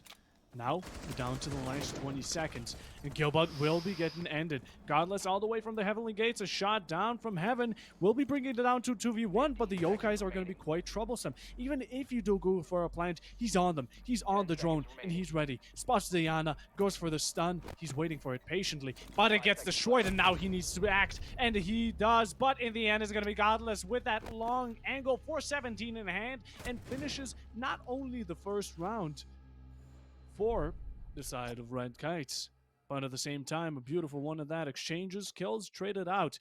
Goats, they managed to beautifully trade out kills when possible. They managed to get it down to a 2v2 the second it was open. Same with the 4v5 that was brought upon them. When the first opening pick was brought upon them, they brought it back. They fought back, they got the ace, and they got a good pick. But in the end, that forced Red Kites to go for a different strategy, which ended up working for them quite well. And I think a big part of it is just playing the whole map, right? We finally saw them get onto the balcony outside, not dying to spawn peaks, approaching the map in a very sensible manner, putting that pressure on CCTV, clearing it out, focusing on each stairs, clearing it out. That gives them this platform to start pushing further and further across. You can get into office safely. You can start to apply that pressure into the bomb site. You can take these gunfights against the goats and not be stuck in positions where you're just taking random ones, or sometimes put yourself in a position where you get traded out pretty quickly. Then instead of flipping that script, making sure they're guaranteeing these kills, guaranteeing these advantages, and pushing it further and further and further until you get to the end position. A 2 versus 2, you shoot down some long range, you try and force some movement out from the goats, eventually you do, you get your pick, start to play from them. Really, really well worked from the Red Kites. That's more of what we saw from them on their attacks on Clubhouse. So let's keep this momentum going. Let's see it carry forward into the last 2 attacking rounds that they get to play here on Border. Now they do have a 1-3, which if they manage to go into that split, that half-match split, with a 3-3, or at least get yourselves a 2-4. Going in with a 5-1 is definitely going to be hard. It's going to be difficult and improbable to work through. But they started managing to kind of pick up their pace, especially the previous round. Very beautiful with how they went about it, putting pressure about everywhere. And now they're definitely going to be losing another opening pick. Reversed, challenging quickly, and he has the dog. He knows if he does lose a lot of HP, he can regain it the same second, and it's not only going to be another amazing pick, it's going to be the floors, but a second one is going to be summed up by Gilbert on to the Ash. So now you have even less probable chances of destroying those Azamis, which means even worse of a chance of getting rid of her in the side of Break CC. So, Goats starting off amazing. Definitely bringing it back. Previous round, they didn't like the result, so they're going to be bringing it double the trouble, make it worse, and take out the Nomad while you're at it, since it's down to the ace, it's down to the Twitch, and earlier, they managed to do it in a 2v2. But a 2v5 is just 3 men difference. And while managing to start it off, Polar will be bringing it down to a 4v2. In the meanwhile, Gilbert getting a bit too aggressive. Can't say the same for Duke. He's going to be waiting around patiently on that half wall and taking out Polar in the meanwhile and leaving Godless in quite a tight situation. Now creeping over in the 1 versus 4. Here's the wriggling around on the floor. Spray's coming over the half wall, shoots out the default camera to try and deny some of the intel, but it's a bit late. Nice shot onto Duke. You find the first of 4. Rotate over towards the main breach. Obviously, this is where we saw the prone angle come into play to take down the rappel. No longer there. But half wall, again, another commonly held position that they're a little bit wary of, despite the fact that we know there is no one there, of course. 41 seconds. We've seen similar situations work out in favor. Can Godless recreate some magic here? Well, opening up, looking down the corridor. Again, no one getting too aggressive onto 90. I like this positioning from the Goats as they just kind of wait out this clock, recognizing that it's their friend for the time being. Just standing in the doorway, walks on through. Again, now that half-full position taken up. Couple of shots, get the injure on the Echo. I think they're aware as well as they just completely focused all the attention onto the Mute, get a shot into the shoulder. But ultimately, the SMG-11's high rate of fire in the close quarters is going to come in favorably. Definitely the arm being revealed is not going to be too good for Mute, but he moves away, he shoots for the head, and he hits. Gets Goats the 4th round, and Red Kites, unless you want to have a really quick match, or one that extends into complete overtime if you manage to actually bring it back, you need to win this. You need to get that 2-4 earlier. Same was for Goats, and they managed to do that 2-4. In the end, it was still 7-5, but that doesn't matter. Goats definitely need to just simmer down. They are good. They can chill. They're in a good mood. They're on the streak. And they can keep it going. It's Red Kite's map, and they're doing good. Just like Red Kites were doing good on Goats' map. But we're going down to Bathroom. We're going back to the same site as we were earlier, and this time, let's hope Verticality is going to be included a bit more in the early rounds. Let's hope there's going to be a bit more map contention rather than just losing the Monty in the very early stages and then being led down to the Habana, which is going to be in the last 7 seconds against a Yokai, and I do believe it was... I can't remember directly on the top of my head, but switch it up, adapt, and overcome. That's really what this is all about. And as we're going into it, just slowly, Red Kites need to switch up their strategy, and that's one thing that I'm sure of. Attackers are moving out to locate a bomb and defuse it. Again, similar situation coming in for the Goats here. We've kind of just done this, right? They've just gone for a repeat on everything. They're not messing around with too much. Back down to the bar from Tellers.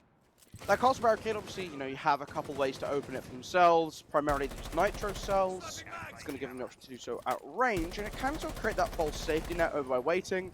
A ping coming through onto a defender crouched away, but obviously through a hard wall, not able to finish it off, and Gilbert again. That early kill, it hurts, man. It hurts. I think that's on outside, what, the passport room, just walking in? No clue. All right, painful. It's the Monty. It's the Monty again. Attackers recovered the bomb diffuser. Insane. Absolutely insane. And as we're speaking of it, a bit of a trade will be coming out from Polar, Bomb diffuser has and been dropped. Gilbert won't be standing by for it, getting himself the second. Sanjaya taken off the board alongside the Monty, 6 foot under. C4s will be flying out, and a bit more aggression from Goats. I've been bringing it through the entirety of this time, but the upstairs floor is won. Red Kites now finally have a bit more ground to work with, but how does it always come to the Monty being picked off so early? Again, first 30 seconds, and probably your most important operator, but it won't matter. Godless is there to stop it, Godless is there to contest it, and Godless is there for a kill of his own, bringing it up to a 3v3. The diffuser isn't in their hands, and neither is the Buck anymore. Ram also getting some damage dropped onto her, but she manages to refrag out onto Duke. The second Isaiah double comes out from Doringo, a second one for his pocket, and leaving again Godless in a 2v1 situation is going to be quite a hassle to go through. He picks up the diffuser, and now he needs to push and pray and spray. Hits a goo mine as well, so information now given away as they would have heard that pop just above them. Stepping away from verticality, I say that as Godless just hanging around, catches off reversed. Not sure quite why you're sitting so boldly under that, but running down metal stairs. Shots will go away, but what is Doringo doing? What are you doing? Why are we running around with, what, a toxic babe in our hands? What's the point? I'm... Oh, like, PayPal accounts being checked or something? What was that? This is not happening. Absurd. We're in a 2 versus 1. We have info. We hear a goo mine get popped above of us. Let's Bing chill under the opening. Okay, cool. Maybe you're holding the angle, you think you're going to win the gunfight. Happens. You do lose those sometimes.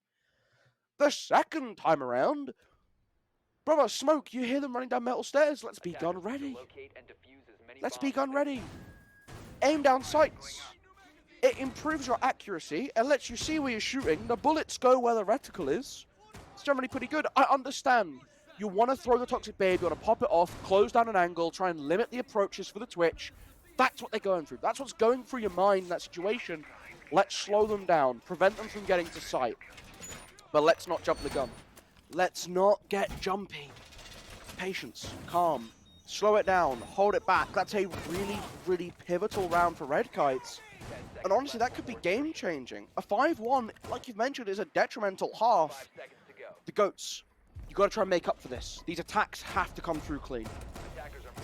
Have to come through clean, and as we're talking about it, a complete lineup change from both of these teams. Introducing the Capcan. The Zero is back, and so is that Deimos. Alongside with a bit of line action, replacing the Ace for the Thermite as well. Is going to be quite an interesting trade out of operators to see in the late game. Very trappish. We see the smoke for the end game. We see the Legion and the Capcan for mid game, for denying, for damage, for info, whatever he can get. And of course the Doc and Maestro are going to be perfect to join along with that combination.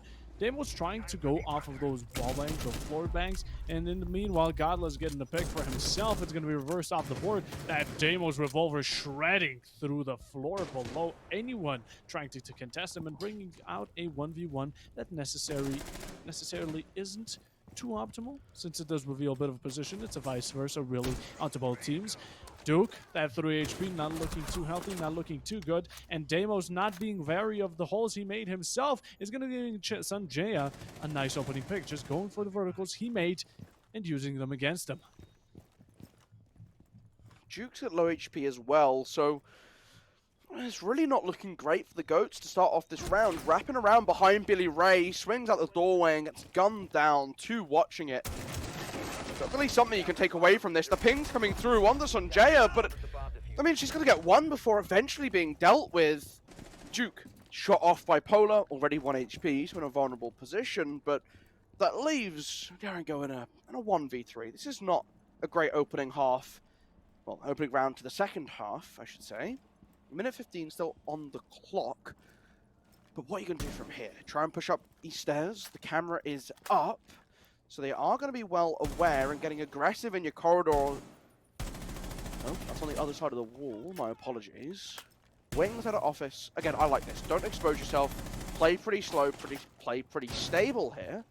Couple shots onto these soft walls just to try and bait in some presence. Hits a goo mine. There's 2. 1 on the half wall. 1 tucked left in the corner. And it's Polar just raining down with the Alder. Gives the first defensive round to Red Kites in half number 2. Don't want to necessarily jinx anything, but a bit of nostalgia is hitting me. 4-3, exactly like earlier, but this time, a bit of a reverse on the rolls. Now, third round, absolutely great. Good opening picks. Way to continue it. Trades coming out, leaving the buck in 1v3. Definitely better than a 2v4. You want to give them as least amount of players and as much for yourselves. Red Kites, good start. Upstairs for themselves and bathroom is going to be the second one. A similar lineup between the Legion Maestro and Capcan. But if those straps weren't enough, if that intel wasn't enough to them, we have the Frost, and now we also have a Goyo. A full lineup of just damage after damage, only caused by gadgets, and, of course, bringing also that frag potential from the guns they bring. Absolutely fantastic. The Legion has the T5, the Alda on the Maestro, the Vector on the Goyo. Absolutely stunning guns. You really can't go wrong with those picks, and this is really shows that frag potential you want to bring on border. It's a very fraggy map. We mentioned it. It's very aggressive. You can be aggressive on it. And these guns just complement it that much more. Alongside with the traps, 5 which seconds to insertion. the attackers have to constantly think of. Is there a Capcan here? I peek around this door. Is someone going to peek me? Is there a Frost behind this corner? It really gives them that extra process you need to run through. And it just makes it that much more difficult because if you're caught lacking, if you're caught not paying attention, it could be quite detrimental. But Goats, they're going to be doing quite the same. The Blitz, very aggressive, and that window is looking quite tasty for them. Mat underneath the window, you've got to find a way to get rid of it. Going upside down on rappel is certainly one way to do so.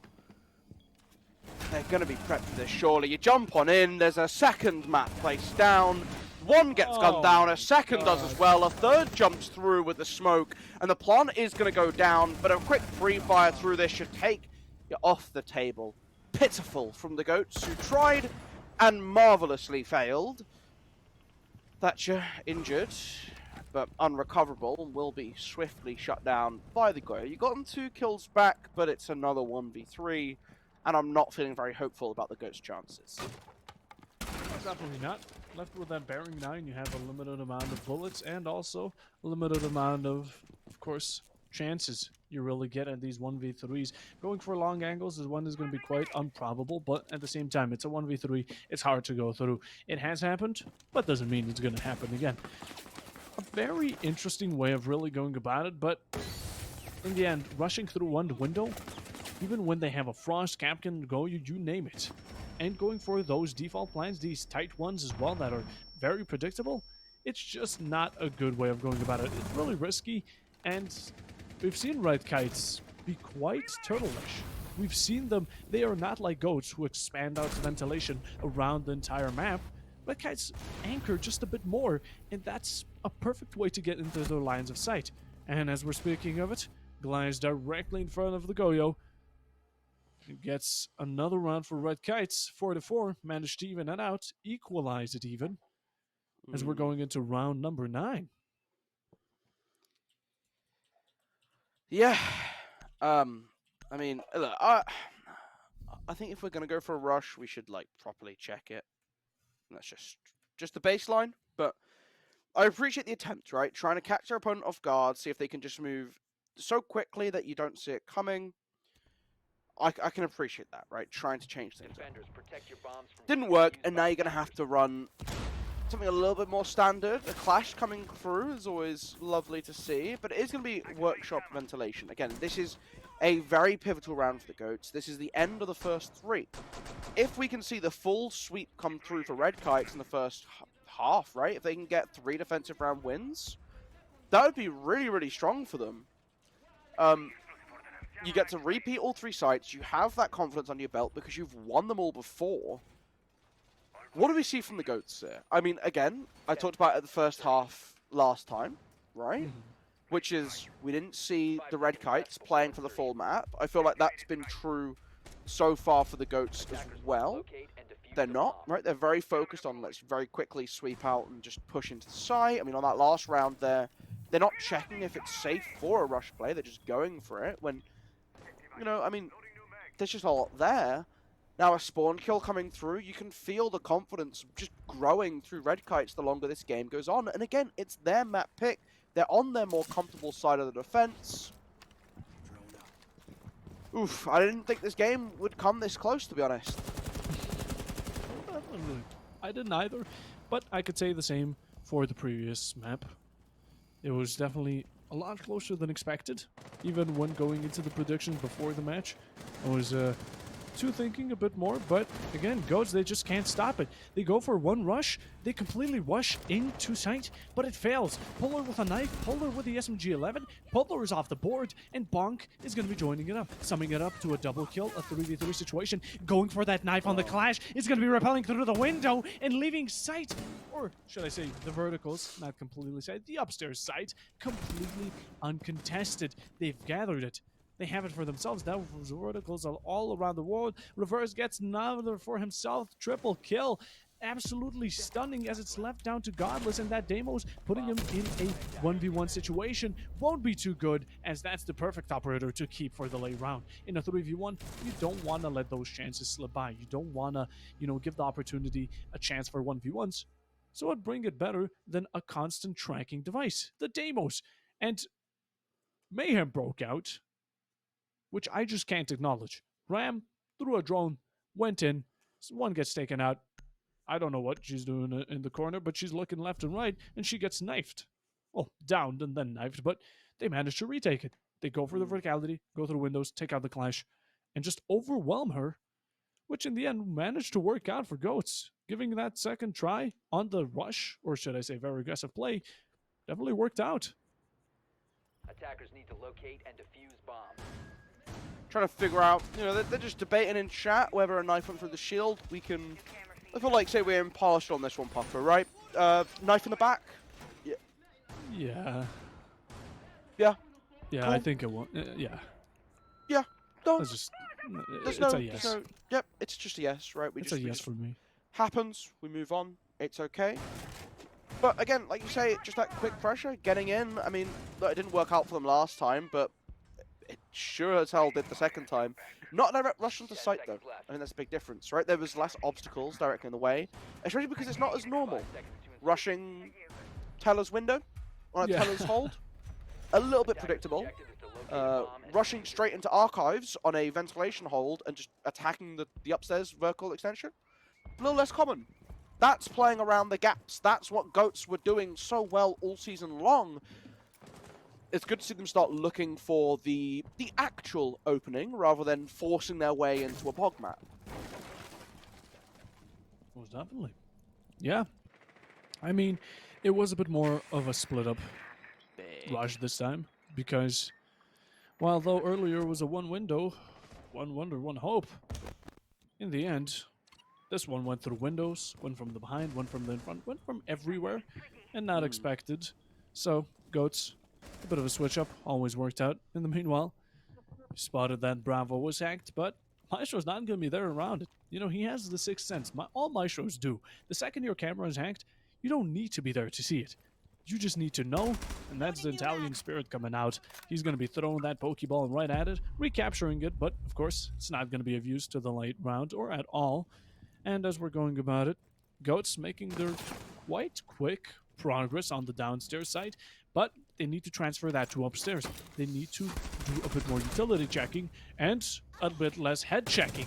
Reverse just running in, getting the Azami. A good one. Sanjaya now off the board. She's going to be a bad opening pick, since that Azami could have been quite a useful operator. Also a lot of time wasted, and with the Azami gone, it's also going to be a lot of pressure released for Goats on the CC side.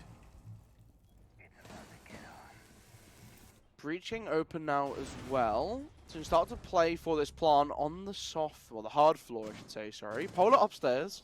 You still got the Clash watching their back. So there's an interesting spread here. Spot out the Evil Eye, and taking that down is going to be really important for them if they get the opportunity to. They do still have a charge in the pocket of the Ash, who can rotate around. Clash still waiting. Again, watching the backside as the Goats, still with all 5 members, are able to now start wrapping around and putting pressure onto Office to try and draw attention away. Deimos scan picked up onto the Maestro as well, so now feeling very isolated inside of sight, and downstairs, Gilbert gets the kill through the floor. Sight wall has been opened from Armory side, but now also on Archives. This has been really clean from the Goats, as they're looking to set themselves up to walk up behind the bomb chassis to put down their second diffuser. Toxic Babes ready to go out to meet it though, meeting smoke for smoke. But damage, pushing through the Clash, pushing through the smoke, swaps to the gun, gets the kill onto Bonk, gets a second, that's reversed, taking down Billy Ray though, recovering the diffuser to relative safety. The last alive is the Clash, now forced back into Office, throws out an impact grenade just to try and find something for the plant, going down and now completed under the window. You have to try and look for a recontest. A wonderful kill to get the first of 3, that's Gilbert down. But the last 2 have slipped away outside the building and now swapping to the shield just to scout for a little bit of information. You're so low on HP. How do you take this gunfight? The scope, it's a 3.5 staring in through the window.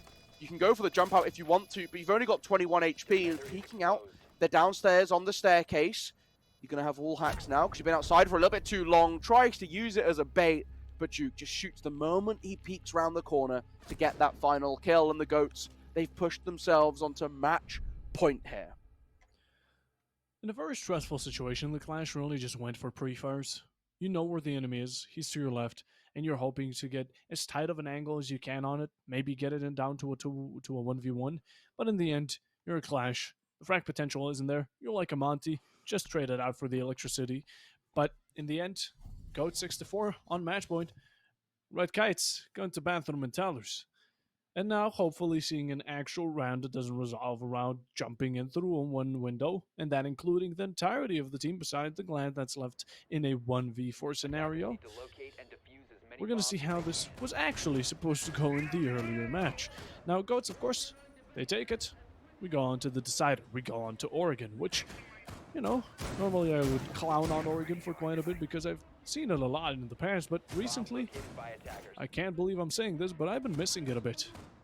I have not seen a lot of Oregon for quite a bit, and, you know, now it's starting to kind of sink in. Even though I don't like it, it's going to be gone, and it's, you know, want to get as much memories out of it. But in the end, it's all up to Goats and Red Kites, because if Red Kites, if they win 2 in a row, they're on defense, they're comfortable. If they do things around correctly and really make sure to punish Goats for what they're doing, and kind of continue that throughout the match without getting punished themselves, we're going into overtime. But it's 2 rounds in a row, and with, of course, as little as possible failures, it's going to be quite a hard way to get about it. Not rushing this time. I appreciate that. Yeah. The fuse is a big change as well, especially because it to me screams they have to be playing for Office upstairs, which is a really nice thing. I really like seeing teams do this. I've commented on from both sides, right? And each time we've seen these change-ups from the attack. They've started to play for the rest of the map. They've started to apply that pressure across and draw out the defense a little bit, and it's been pretty successful. You need to get that fuse above, but you need to deal with the Doc on East Stairs first, who's currently the only real defender causing any issues in the earlier stage of the round. Everyone else sitting back quite comfortably. Billy Ray now getting a little bit zesty inside of Armory, peeking over towards the door frame, but Derengo is going to go down to a frost mat. No one in close proximity, no vert holes made on it either. But just going to get a little bit bold and try and someone out. Didn't expect the frost to be at the bottom of these stairs to get the knock, but no final blow. Not the final blow. Now Deimos, again, getting picked up. Both him and Fuse sharing that 20 HP on each side, but will be going for their objective. In the meanwhile, we have Billy upstairs getting one for himself, finishing the job just because no one could earlier. He's going to be waiting. He's going to be hunting, and he's going to be getting the one hunted.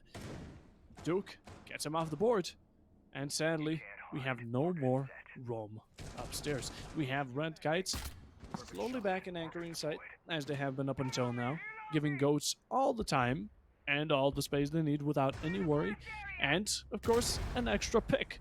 Since if one wasn't enough, give him Polar. Polar now off the board, that's going to be the Maestro. Although he can get on camps, he can't use them. And Frost trying to go for it herself, but Schlapp won't be getting it. He's going to be getting taken out. Zero ready for it. Just waiting around the corner patiently. Bringing it down to 4 man against 2. The Dog, the Legion on Red Kites. It's going to be brought down to quite a tight situation. It's all relying on their shoulders. If they win this round, they have another chance. If they don't, we're going to Oregon. And it's all up to them. Full HP. You have more than the Deimos and Zero combined. You still have a chance. Good guns on hand. Good positions. Just keep holding them and play this right, and you might be able to get away with it. The Deimos scan coming through onto Doc now, so that's a member isolated away, especially when paired with the Lion scan. Good information, they've been able to slip through into the default plant position. The closed walls mean the plant can go down. That should be open. That would have been able to salvage some time, potentially. But both locked inside a workshop now as the spray from the T5 is going to give that information over to the Goats. And again, you're seeing this post-plant positioning come through for them. Back in waiting in comfortable positions. Godless gets one onto reverse, but you still have the verticality. Duke tucked away by East Stairs. Another close in proximity. It's Bonk, but Duke through the window, peeking down into sight, is going to get this map pushed over the finishing line for the GOATs. Started off great, had a bit of a stumble in the mid-game, picked themselves up, caught up with the pack, and overtook the field. Fantastic for the GOATs to get this map. The Red Kites are denied the flawless season, and it's going to take the decider to settle the grand final. It's all the way to the end, all the way to the decider, all the way to Oregon. We're back at the start, and basically, it's down to a BO1 essentially, as both these teams are warmed up. They know how each other play, and they are ready to bring everything they can into this final match. Of course, each winning on the enemy's map. A bit of an ironic way of going about it, but in the end, it's all down to the decider. It's all down to round number 3, and seeing as how close these teams were, even the match, of course, the first one was 7-5, second one was 7-4, not too far apart, but it really depends on Oregon. Now, again, this is all going to be skill, because Oregon is possibly the most known map in the game, especially in the competitive scene, and this is the final time we get it for probably a decent bunch of a while, but in the end, you get to play it, and, of course, you all know it. If you don't know Oregon, what are you doing in competitive, honestly? Well, we do have one more map. It is going to be that Oregon. It's going to be the decider. Whichever team takes Oregon home is our Season 5 champion, our first champion to not be named the Swans. It's last season's second place, Red Kites, formerly the Robins, taking on the newcomers, the challengers. But map 3 will be here after a short break, so don't go anywhere, because you do not want to miss this final map of action. We'll catch you in about 5 minutes.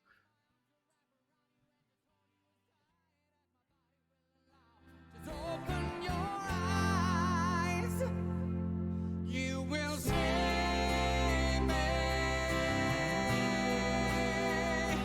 when you look into my eyes, and when you hear me cry, I will need my mother's lullaby, because I'm human, because I'm human, because I'm human, because I'm human.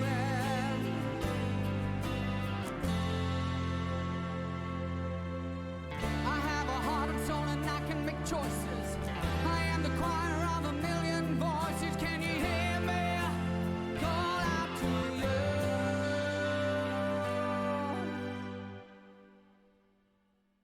Can you see me? Or can you look into my eyes?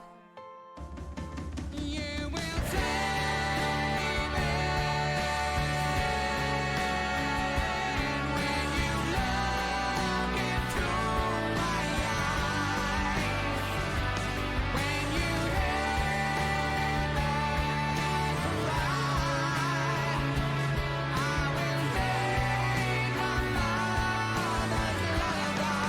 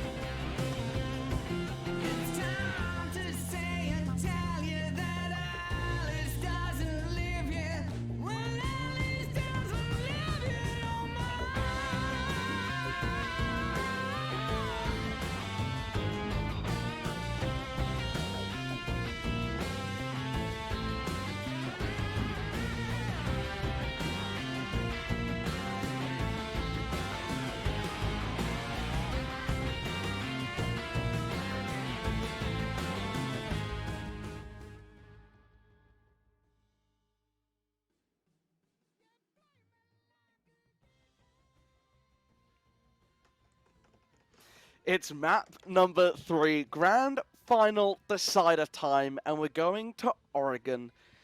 I'm excited for this one. We've had 2 pretty back and forth maps, Border a little bit less so than our first outing on Clubhouse, right? It was pretty dominant for the Goats. The Red Kites bounced back, shown a new sign of life, but ultimately the Goats found their way back over that hill. They saw through the second half of the map. They traded out map picks, which is pretty fun. I mean, it happens a lot, I feel like, in Siege. But Parfo, we're going into our final map. It is Oregon. Clubhouse, the map that, is like the fundamental, your basic, your familiar territory. Oregon has a lot of those similar traits. Is that a good sign for the Red Kites here? Whew. I think it could be, but at the same time, Oregon is going to be, I think, played out differently because Clubhouse was, I wouldn't necessarily say a mess, but a lot of not needed opportunities were given that I don't think are going to be repeating with how these teams have actually brought on towards the side of Border. They've actually adapted a bit more, started being a bit more careful, a bit more wary of these kind of situations. But again, yeah, these trades do kind of extend over to Oregon. But again, it's a different map. Could be a bit of a different playstyle, different ways of taking things, and in the end, different operators, different everything. But it's common. Everyone knows it. And these teams, it really is going to be all up to their teamwork and skill. Okay, well, I don't know what to say. I'm not sure what we're going to get. I'll be completely honest, right? We've been in a situation where every season coming in, it has been the Goats, not the Goats, sorry, the Swans to lose.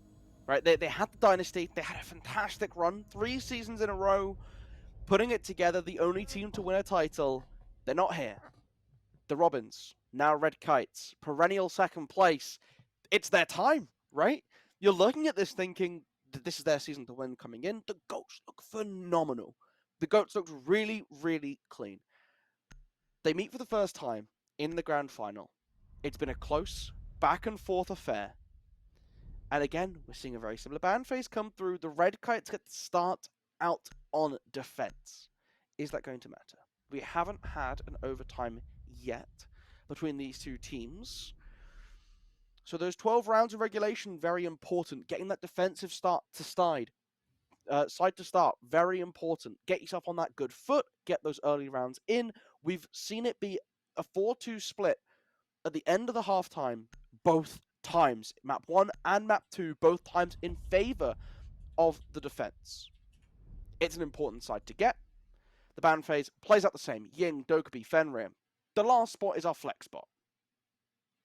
Yeah, but let's go over to these bans. I mean, Ying and Dokkaebi, 3 for 3. Same goes for the Fenrir. The only changes we've seen is that on Clubhouse it wasn't Mira, on Border it was, and here is going to be the case. So the last attacker, or my mistake, the last defender is always going to be switched up. But 3 of the operators have been 3 for 3 for these entire maps, and we're not going to be seeing much of them. But that leaves so much more open spaces for the Monty, for the Tubarão, for those absolutely just leftover strong operators, the ones that are at the peak, at the top of the table, and leaving also Zami open is going to be quite an interesting pick. Also, that Mira that was previously bang, and they're going to be utilizing her definitely, especially on Laundry Room going downstairs. It's going to be an interesting take. Now, I am wondering what approach Goats are going to take with this.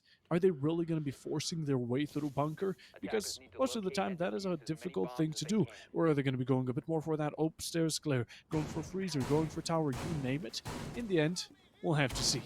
But Red Kites bringing quite a strong defense, but not really too much of elbow play. We don't have a shield on deck. We do have some Goyos to kind of stall out any type of force-of push, and some Miras to hold the side of bunker door, to hold a bit more towards pillars, so people do actually manage to peek out a bit more safely, or maybe just rotate around. But in the meanwhile, Goats are going to be switching some operators. We're going to be seeing the Habana, we're going to be seeing the Zero, the Ash, the Flores, all operators ready to demolish those mirror windows, demolish those Malusis, those Goyos, and just an absolute frag out when it comes to these gadgets. But as we're going off to it, hopefully not any early picks are going to be brought upon us, as this push is seemingly my first option. It is a very forceful way of going through the bunker, and maybe a bit of a split dropped onto the side of tower, so you get those backstairs contests. Early pressure on Bunker. You buy out one of the Vulcans. The hatch at E-Box is soft as well, which might be a bit of an oversight from the Red Kites. Able to slip through, but Bunker closed off now. So, Bunker reinforced, the hatch potentially open. Godless gets the opening pick onto reversed. That's going to be a good start for the Red Kites, as you're now seeing the Ash of Gilbert starting to encroach through this middle floor.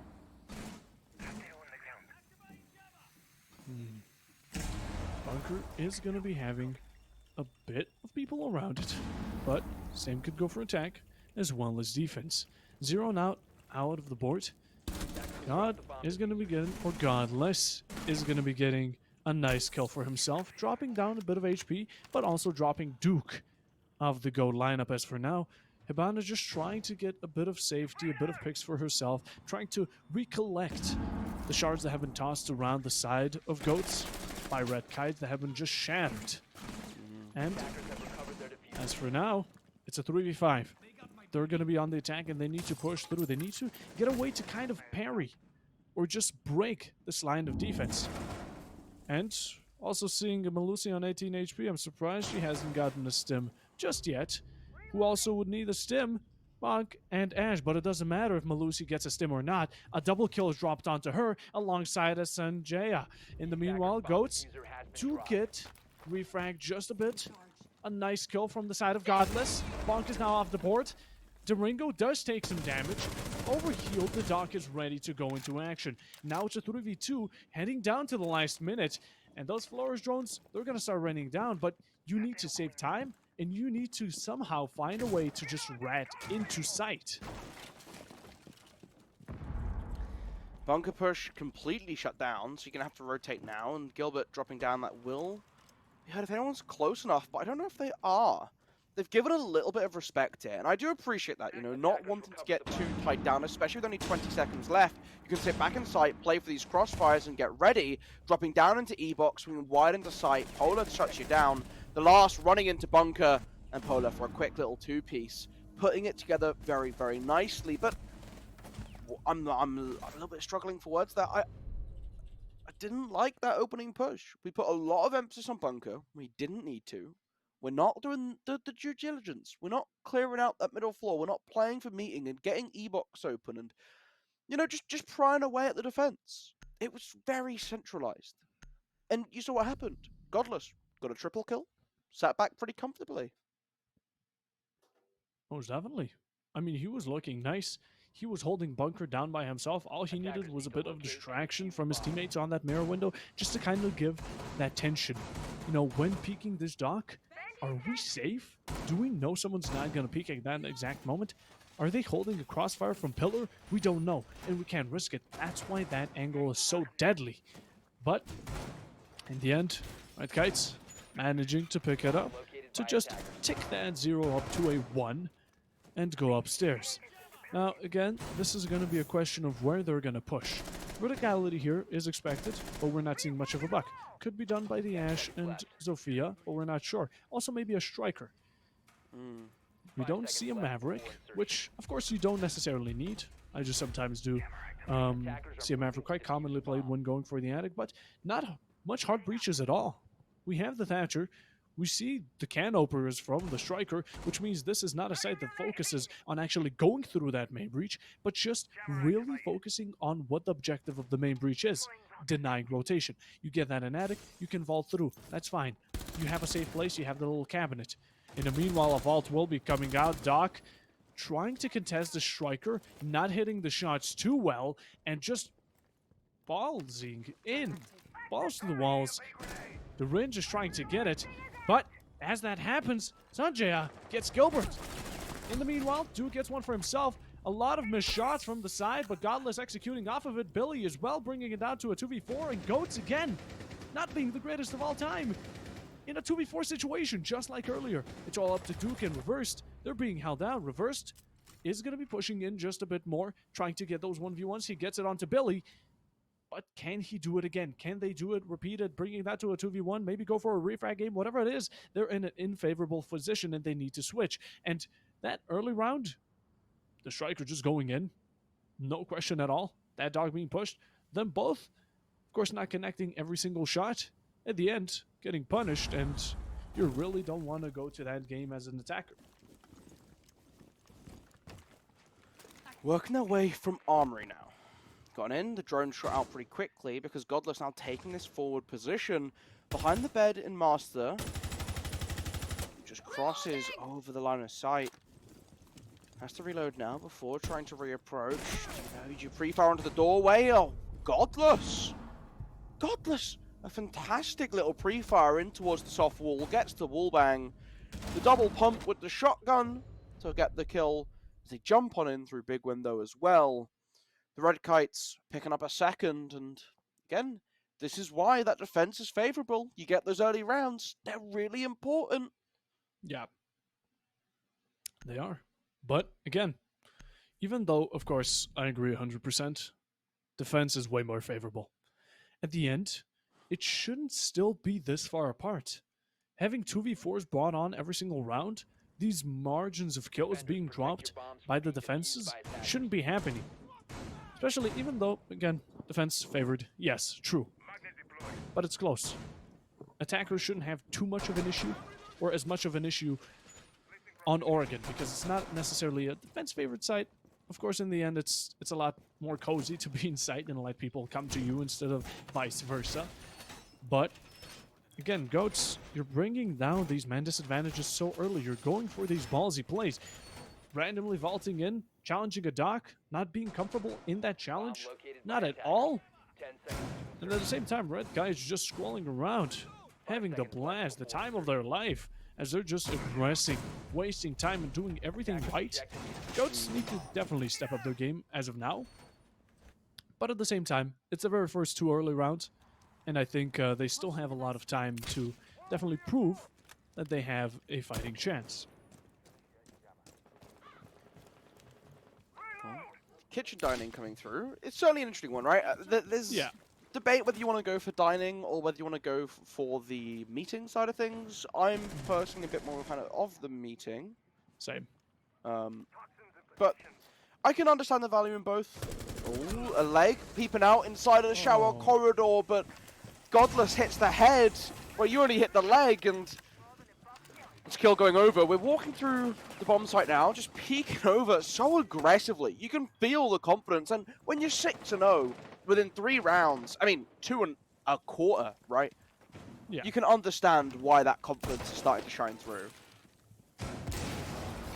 Definitely. But confidence, not too much of it is never healthy. They're going to be keeping it steady and pacing. The dog getting a good kill onto Duke is definitely going to be valuable. But again, it's an opening pick for the side of Red Kites. They've been continually just bringing it on over and over again, as Goats haven't been punishing it off too much.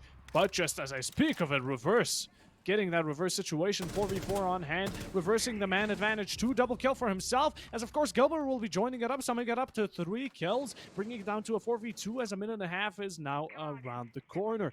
And Nomad just kind of creeping around, Funk making it a 4v1, you know, want to bring it down to as least as you can.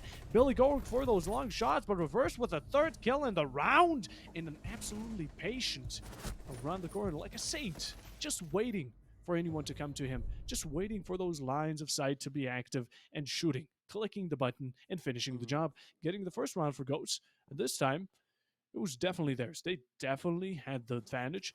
And the second they got the kill onto Doc, they definitely started just chaining. They went one after another, and Red Guys didn't expect it. It's important as well, right? Just, again, good aggression. Goats spot an opening. There's no one playing to support showers. The corridor is clear. We can start to move in. And it works. This has been, for me, the centerpiece of their play. And it's something that has been missing. It really has been missing on their attack so far this final.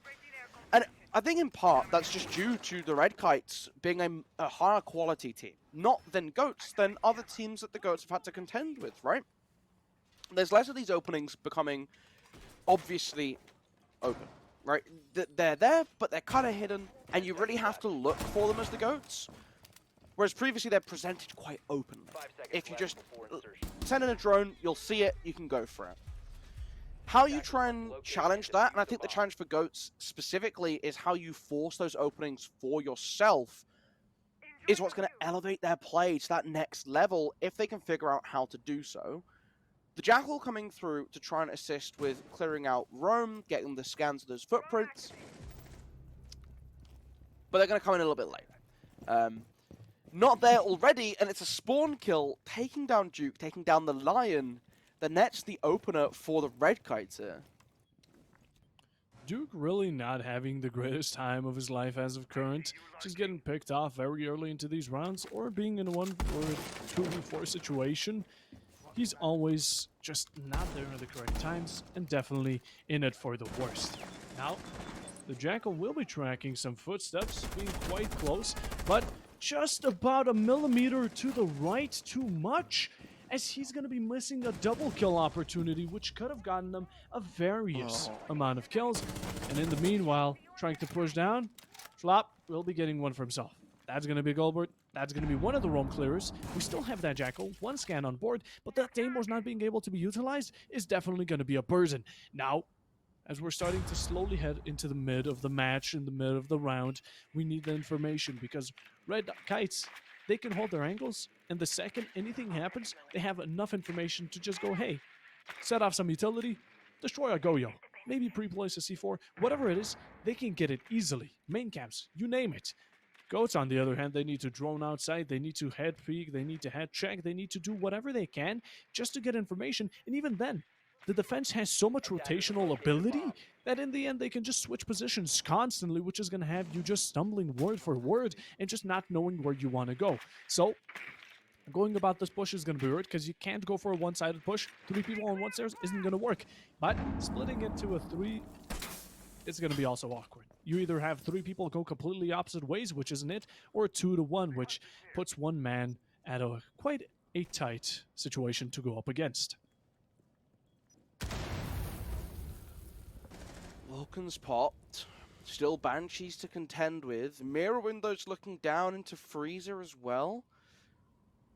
That's what you're prioritizing. It's in laundry, so it's in the cubby, sorry, so it can see both ways. Banshee pop for Deringos. He tries to walk down. Has to contend with the fire from Polar. Highway pressure from Billy Ray. Drops into the freezer hatch, and well, there goes one. Quickly traded out by Sanjaya, hiding behind the box. Second, as stuns start to fly over the top of the lockers. The last alive now is the Habana in a 1v4. Gets a shot into the arm of the Goyo, but the re-swing finds the final kill. Red Kites, another round win. 3-1 now, starting to feel quite confident as they're approaching what we've come to find as our little comfort zone, haven't we, Puffo? 4-2, just around the corner. Needs another team. Each one gets one more round. With Dorms next, that's maybe looking a little more positive, but it was a very different approach to this clear, right, from the Goats. They didn't focus too heavily on bunker. In fact, they never went to bunker. They wanted the Deimos, they wanted the Lion, they wanted the Jackal, they wanted a play to clear out the roam. They lost 2 kills. They lost 2 lives. They didn't get a single pick. They lost a lot of time. The function of that lineup is to increase their efficiency.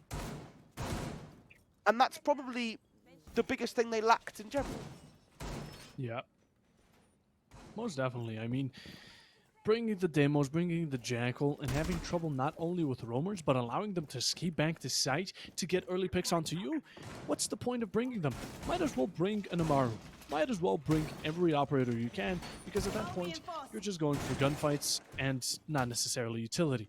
Of course, Red Kites, they bring a lot of utility every round. We see constant Goyos, we see Miras, we see Capcans, Frost, Mute, Zami, Malusi. It's all gadgets as of current. And Goats, they just focus on those frags. They focus on guns. We have right now a Striker. He doesn't have frag grenades. We have a Deimos, a Finka, a Lion, an Ace. The Heart Breach is the only thing that's actually going to be of any destruction, which is going to be giving Red Kites so much more opportunities to abuse site for themselves. And a run out will be coming out from the Malusi. Gets a pick onto Duringo. A refrag, as expected, is going to be coming out. but you lose those impact EMPs, which is going to be giving you a bit of trouble with the mute jammers. Now, a good start, could say definitely, but the Melusi already set down her gadgets, and this our lovely striker couldn't even get into the building before having his head getting taken off. Not only do you lose the impact EMPs, it was also your hard breach charges. The whole point there is that you turn that the striker into a very self-centered, self-contained operator. You can get that breach open in attic, you can start to apply that pressure, you got the Deimos nearby, you can start to go down below, and that's what Gilbert's doing now, to try and play around this breach and use the verticality of the soft floor or the bomb site. Now you can't do that. Do you rotate the ace? I think that might be the shout if you want to get this opened. You don't need to. You can open up this soft wall instead and just push straight into pit, which might even be more efficient. That's a cheeky way to try and play around Capcan traps as well, tucked in on the Kiba. You're going to have to vault in through the window. You take a lot of damage for it, knocked down to 44 health. But still get to play quite aggressively inside a pit, and now closing it off completely to deny the longer angle. But Gilbert gets a quick kill. Got to just trade it out, taking down Duke. But you still got Gilbert down below, able to use further scans to try and take away some of these more powerful positions from the defense. Yes, it is, and now it's down to a 3v3. The finger boosts are still around the corner, one more awaiting, and Deimos with all three tracks. The second they get that man advantage, it's going to be Haven, but it's not going to be happening. Billy there to stop it from even scanning once, and going for a bit of hipfires around the corner, really trying to get a bit of protection. Gets one onto the Frost, now it's down to a 2v2. Attic is spotted out, but not contesting it. He's not going to be getting too aggressive, as he's going to be trying to go on the head holes. In the meanwhile, Godless will be there to stop the Finka from taking out the mute, and now just going for pre-fires, just taking the ground, taking sight and being unpredictable. Finishing the ace is going to be Polar around the corner, and just lurking around that attic. The Finka was waiting for him so long that allowed Godless to just swoop in from White Stairs and take the kill, and the ace then trying to get the one from White Stairs gets swooped up from the one from Attic the Finka was waiting for so long. A perfect way of just synergizing around the enemy team, of playing them like a fiddle and getting the fourth round. Now, Goats, just like earlier, like I said earlier for Red Kites, if you go into 5-1 into this, with how it's been going, with how not so close these rounds have been, I'm not too confident. I'm very confident that Red Kites are as confident as I am. It's at confidence 3 in a matter of 10 seconds. This has to be a world record. They won Dining before. That is the breath of relief for the Goats. Right. They found a way to win a round. Can they replicate that? I mean, it was reverse, jumping into shower corridor window. It was finding that gap. Very similar defensive lineup coming through again. Got a Clash making an appearance once more. Will help to contend with some of the longer lines of sight. Immediately seeing this Sentry swapping onto the Kali. A mild counter to the Clash, we'll call it. Soft counter could be another term, right? You can shoot your sniper rifle. If it hits the shield, it will give it that knockback effect for a teammate to come and finish up a kill if they're ready. But you can just tilt to close down the angle exposed if you're the Clash, or you can back run a corner and then you don't have to worry about it. It's not definitive. Still, early pressure. Just walking around by the small tower. Again, get that thermite inside, put that exothermic on the floor, open up half the wall. Let's see what long angles we can expose for the Kali to peep down into sight, but oh dear. Oh, dearie me, Puffo. The Nitro Cell pre-placed on the window, it's been read into, and that makes a lot of sense. Brilliant work by the Red Kites to punish for it, and Billy Ray, he put the Nitro Cell down, he waits for the Thermite to put the exothermic, he blows them both up, then peeks up the hole and gets a second. They've now walked in, but he's only exposed himself for a third. Billy Ray making a fourth, no! Finally dealt with, but doesn't get the chance to die. Saved by Godless on a run out. Sanjaya in close proximity. The Red Kites, they're 5-1 up at the end of the first half. It's their defense on Oregon. They are 1 round off of match point. They are 2 rounds off of the title. Oh, not like this. Please go, hold me by the hand. I'm as lost as a toddler in a Walmart as of current, because that was insane. I mean, they didn't punish anything. The C4 went off. There's verticality right below you the second you peek it. They try to go for the diffuser. Boom. That's another one. Okay. Let's have 2 people look at showers. How about that? Just let the Tubarão Attackers need get to around the locate corner and with that defuse as DMR many bombs as and they start can. shooting. Let him go to town if he wants to. Even though they did manage to down him, both focused their attention away from showers that allowed the enemies, or should I say red kites in this situation, to peek exactly from what they were holding. Again, just like previously, they're just baiting them left and right, and goats are falling for it over and over again. It's absolutely horrific. And the Capcan going for that risky of a run out, well, it's not necessarily risky in the situation he was given, but still, it's aggressive plays that aren't needed, but are just working for them time and time again, and we are down to 5-1. Now, up until this point, or before this match, the first 2, I would say things were kind of close. I would feel like a bit of rivalry between the 2 teams. But going over onto Oregon, seeing what Red Kites is bringing, seeing that they have a blitz on their deck right now, just absolutely crazy. And how Goats is responding is definitely not a positive way of going about it, but a bit of a bunker push. It hurt Goats, but will it hurt Red Kites? That's really up to the question, because now switches, the roles haven't swapped, and we'll see if the round count is as well, as we started off heavily again for Red Kites. Even when not on defense, they're gonna get that opening pick.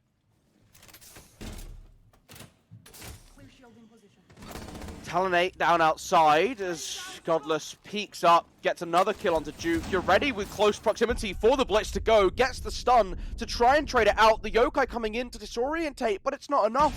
You take down the Osa, you lose yet another for it. Now trying to slip through into Split. A lovely shot to flick onto the head of the Nomad, but Polar around the corner gets the trade out and leaves Daringo in a 1v3 inside bunker currently. 2 players waiting on the back staircase for the information. The shot's into the shoulder of the Blitz, but Sanjaya just behind swings around with the necessary information to finish off the round. And we are at match point after a close back and forth series. Oregon has been a blowout. A blowout from Red Kites. They've been having a joyful time. They are close to a Brazil, 1 round away from it even. 7-1 is going to be looking beautiful if they manage to capture it, if they manage to grab it by its tail, but it's only up to the ifs and buts. Meanwhile, again, I know this is obvious, but Goats, 5 rounds in a row with how things have been going? Definitely not happening. Well, of course, never say never, except right now. This is a very probable, or a very possible situation. You can say it and break the rule of that one Justin Bieber song, but as we're going about it, Goats, you have defense, you have upstairs. Downstairs, absolute destruction. Maybe you can bring it up a notch. Maybe you can go to the upper floor and get those points right. Now, you've seen how aggressive Red Kites is. They've went for spawn peaks, they've went for blitzes, runouts in the late game. They've done everything. They have been just going around shooting, and that's been working perfectly since Goats. They don't expect them, and even when they do, they just don't pay attention at the right time and at the right place. Now, as we're going about it, we are going to be seeing a bit more of not-so-seen operators in the entirety of this day get brought out. That's going to be the Maverick, and the Warden is going to be quite an interesting pick. And not only the Warden alone, it's going to be him with the shotgun SMG-12 combo, rocking that mute smoke style. But as we're heading into, which could be one of the possible final rounds, not certain, not gonna completely give up on Goats yet, but it's possible. We're gonna have to see how Goats responds to the way Red Kites are going to be taking it. They're going Master, they're going Attic, and they're going for a complete sandwich of push and starting it off very heavily. Daringo by the door. C4 comes out. In the meanwhile, Red Kites are going to be trading a 2 for 1. 2 birds, 1 stone. Double kill coming on. That is going to be Duke, but as he gets taken out, reversed, we'll be getting 1 onto the Ash. It's back to a 3v3. It's back to how it started, and now it's all up to strategies. Which angles are you going to take, and how long are you going to hold them for, Goats? Through big window, what can you find? Still working for that attic as well, but calling off the rotate. Drone through, spots there's no one there, can start to push a little bit more boldly forwards. Warden now right around the corner of the doorway, you have to be careful, there's a little bit of damage into the Yana. Creeping through, has taken up hit, but blows going back and forth. That DMR not allowing the shots to connect fully with the torso. Means he's able to escape with 56 health still remaining. You've got a Doc as well who can pop a stim back in to get you to full. Red Kites need to find a way to collapse and get a pick. That main breach still kind of closed off to them. They got big window as an option, but they have fallen back off of it for the time being. That's meant it's been rebarricaded. Again, another opportunity for the Goats to give themselves that information. The Dom's window popped. That's from Attic, but threatening. Again, another angle, another line of sight that can be drawn. A minute left on the clock. Pulling out the Gemini. Want as much information before you can commit. They know the Doc is tucked up on the corner, but they can't get too aggressive here inside a pit. It's been fully reinforced off from Dorms, so they have to try and push through a door. No opening on breach. It's such a difficult position to root the Doc out of. Very difficult. And starting to head in. They're going to be pushing the Warden, but there's the Doc around the corner. It's traded out by the Maverick, and the Maverick won't be able to bring it onto the Warden. In the meanwhile, it's down to the Yana. 28 seconds. She spots the Warden, but won't be able to finish the job. The main camera still aboard, not being taken out, is going to be quite a threat, as now it's down to fully HP'd Mute and Warden. Both shotguns, both close range.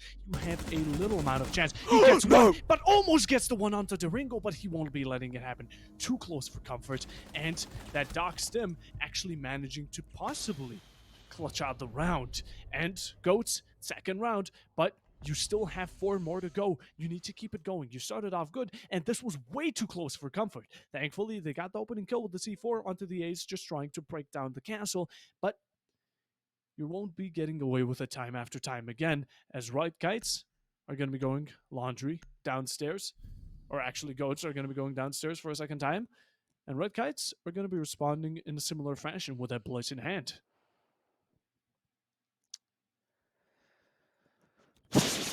Okay. I'm still not quite over that last round, I'll be honest. It was a little tense at the end. Really big that they were able to shut down the hard breach. I think having so much space closed off around site was really the difference maker there, right? Red Kite's not able to get a good sort of set up for themselves. You had a door in from Trophy and a door in from Pit. They reinforced off the Dorms rotate, so you can't even look for your alternate angle there. Really well adjusted to by Goats, sort of as that round came to the halfway, to the last minute, just to make sure they were putting themselves in as best an opportunity as possible to extend this game further. Basement, they lost it last time. It was that pressure around Bunker, that blitz, that OSA combination. No blitz this time, still the OSA. Gotta be careful not to get aggressive now. Right? You don't want to give your life up too soon. But look how much space is being given up by the Goats. How much respect is being paid. They're banking on the fact that you're not going to bring EMPs. You're expecting these to be open. And that's exactly what's happened, right? They don't have any EMPs. They don't have a way to get past these bandit batteries. It's relying on the hack from the Bravo drone. I don't know if they realize it.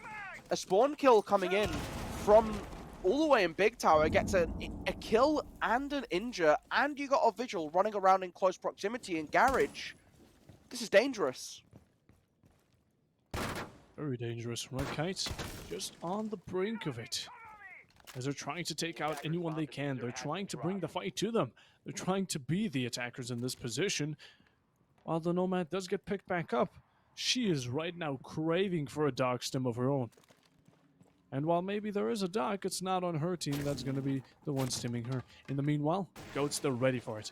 They're going to be there around the corner. Polar as well, going to be joining them. 6 foot under Brava, just walking around, not being wary of her surroundings. The Goyo ready for her, and he's going to be taking back tower.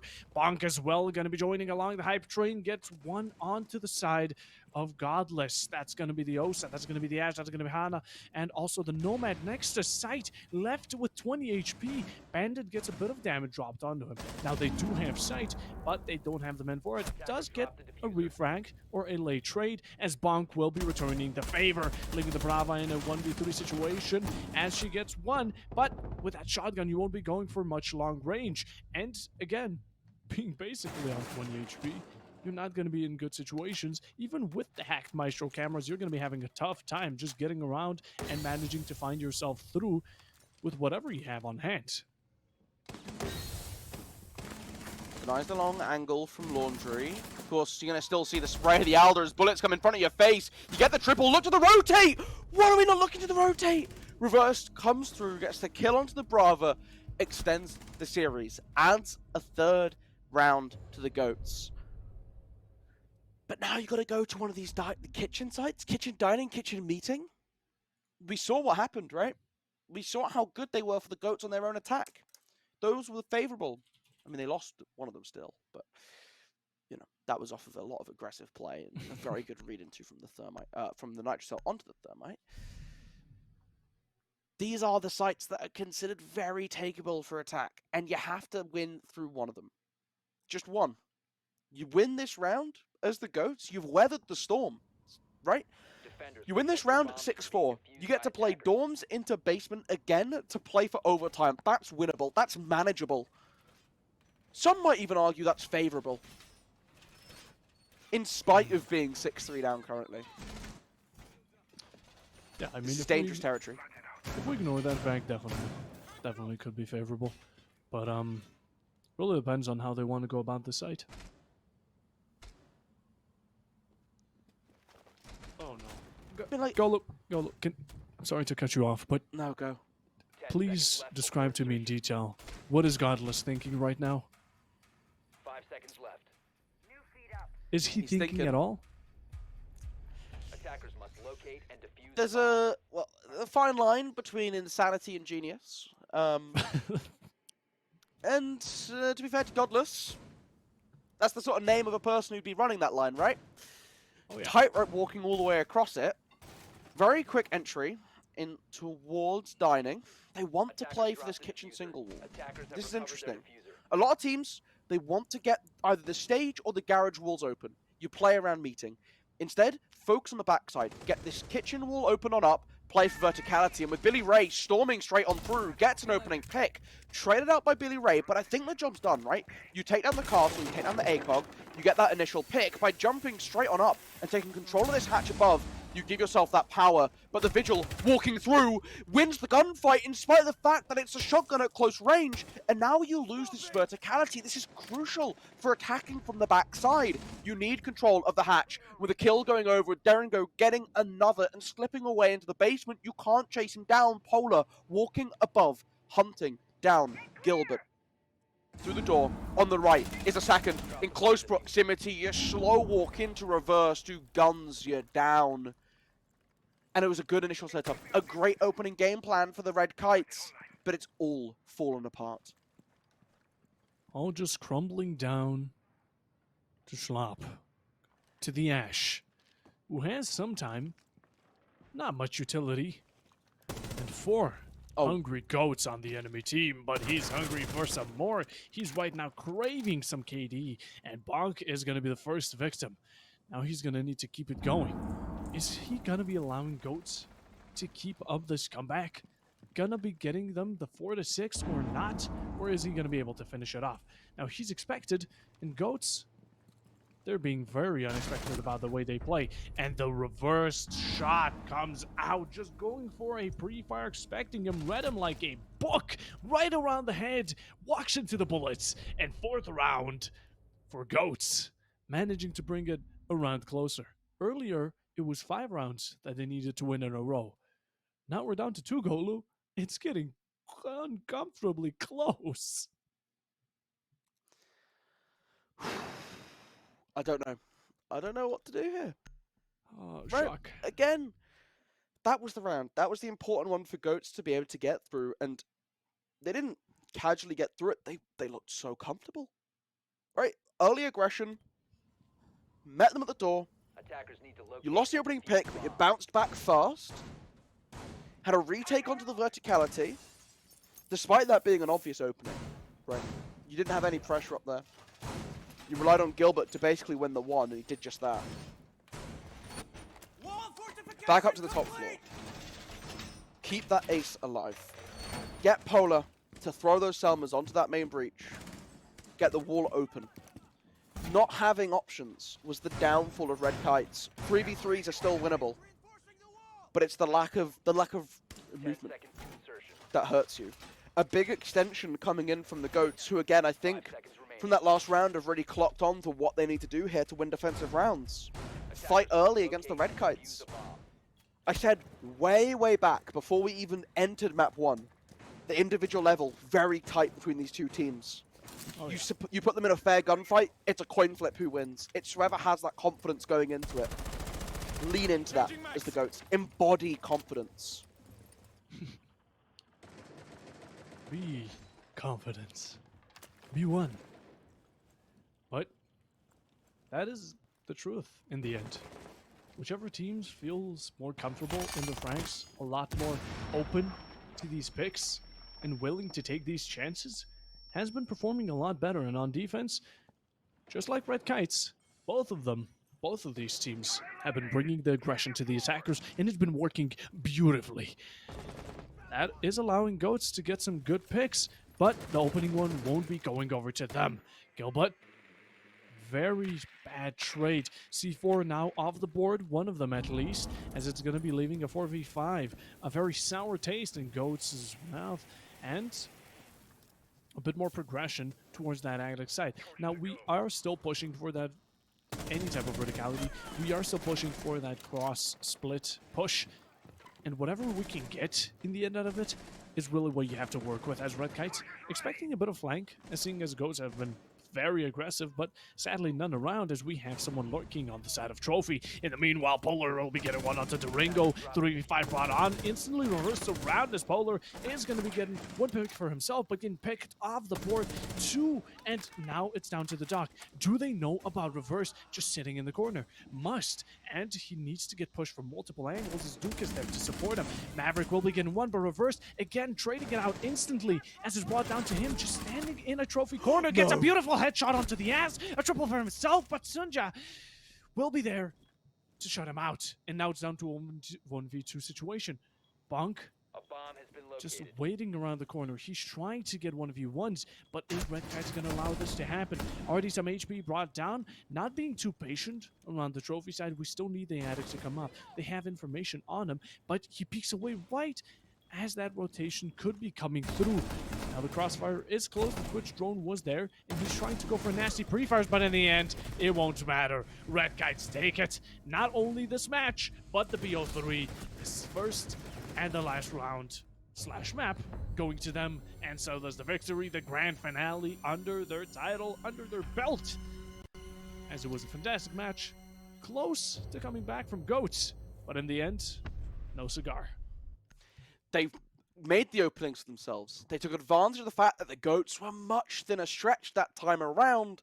They got aggressive. They set themselves up for those all-important trades, in spite of the fact that we saw some fantastic performances. That last round, Reversed, had a triple kill. It took that double combination, the Yana coming in behind, to finally clear out Trophy, to set them up to play the 2 versus 1 out. They took that breather. They got the drones going in. A really well put together performance from the Red Kites. And again, you know, we saw another one of those situations where they start off so strong, a bit of a stumble in the mid game, they pull it together right at the end to push themselves over that final hurdle to claim the championship. They've been second for so long, Puffer. They finally want that title for themselves, and they are crowned the Season 5 champions. Massive congratulations to the Red Kites for a wonderful performance this season, only dropping one map. That was map 1 of our final. Oh, sorry, map 2 of our final. They won Clubhouse, they lost out on Border, they pulled it together on Oregon. Fantastic round off to the season. Tremendous stuff. Congratulations to them. Commiserations to the GOATs, who, again, I think have played so well all season long, have looked really good. But Red Kites did a fantastic job of limiting those openings, slowing down the GOATs at every opportunity. Really excited to see what both of these teams do going forward, right? Because it's, you know, I'd expect them to try and hang around. At the very least, I'd hope that the GOATs and the Red Kites as organizations are looking to try and hold on to their teams as much as you can, right? Maybe make a couple changes. Red Kites, they kept their core. GOATs, it's a similar core. I think two of the players stayed on, brought in a couple new members. Keep them together. That was the success. That was the recipe for the Swan Dynasty, right? Keep your core, keep the players together, keep building upon it. Let's see that for these two teams. Next season, run it back in the final. Maybe this is the rivalry. maybe this is the new rivalry, but Red Kites, phenomenal performance to them, well worthy win. Most definitely. I mean, sadly, it wasn't that 2-0, 2-0 going from semifinals to finals, but in the end, it's a win for them, and that's really all that matters. Great performance, really utilized. Both of these teams were honestly, in the end, just going for whoever brought the fight to who first. And while, though, of course, a valiant effort from the GOATs, they definitely proved to be quite a formidable enemy, even in till the very last few rounds. But in the end, sadly, couldn't pull through. And Red Kites, again, just like you said it, I'll be repeating the same words. Congratulations. Absolutely phenomenal experience watching it, casting it with you, Golu. Thank you to the production in the background as well. But if I am to be correct, that should be it. Yeah, All a right. fantastic season. Wrapped off with a wonderful final. Back and forth action throughout. Couldn't have asked for more. We got to see all 3 maps. We got to see good back and forth to the teams. Both teams having their opportunity to shine. Fantastic individual performances from players stepping up in rounds that mattered most for their teams. Congratulations once again to Red Kites. You are the Welsh Esports League Rainbow Six Siege Season 5 champions.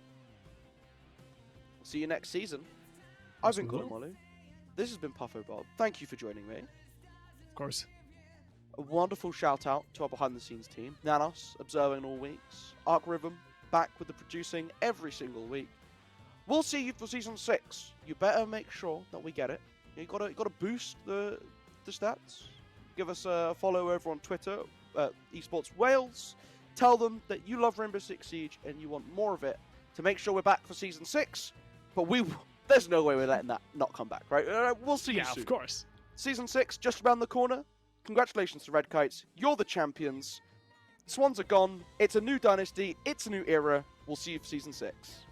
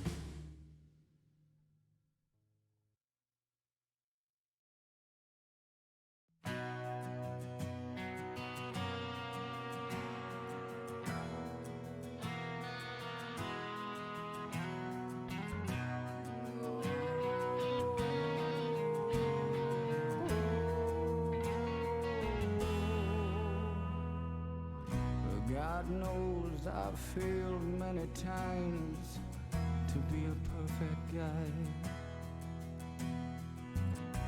And God knows how I failed, no matter how hard I tried. But I promise, I swear that I'd always be there when you need me.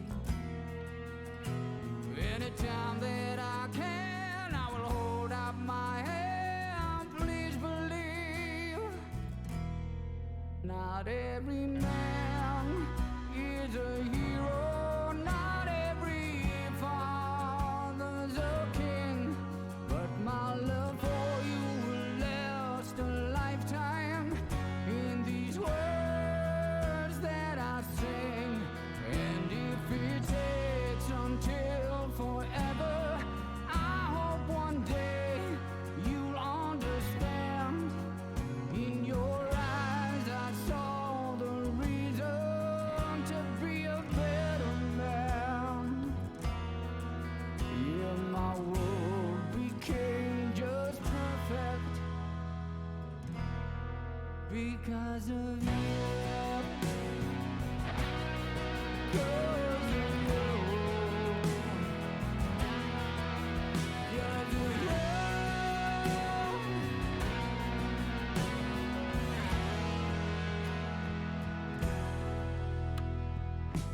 And when the curtain comes down on my lifetime. And when I sing my final song, say my last goodbye, I will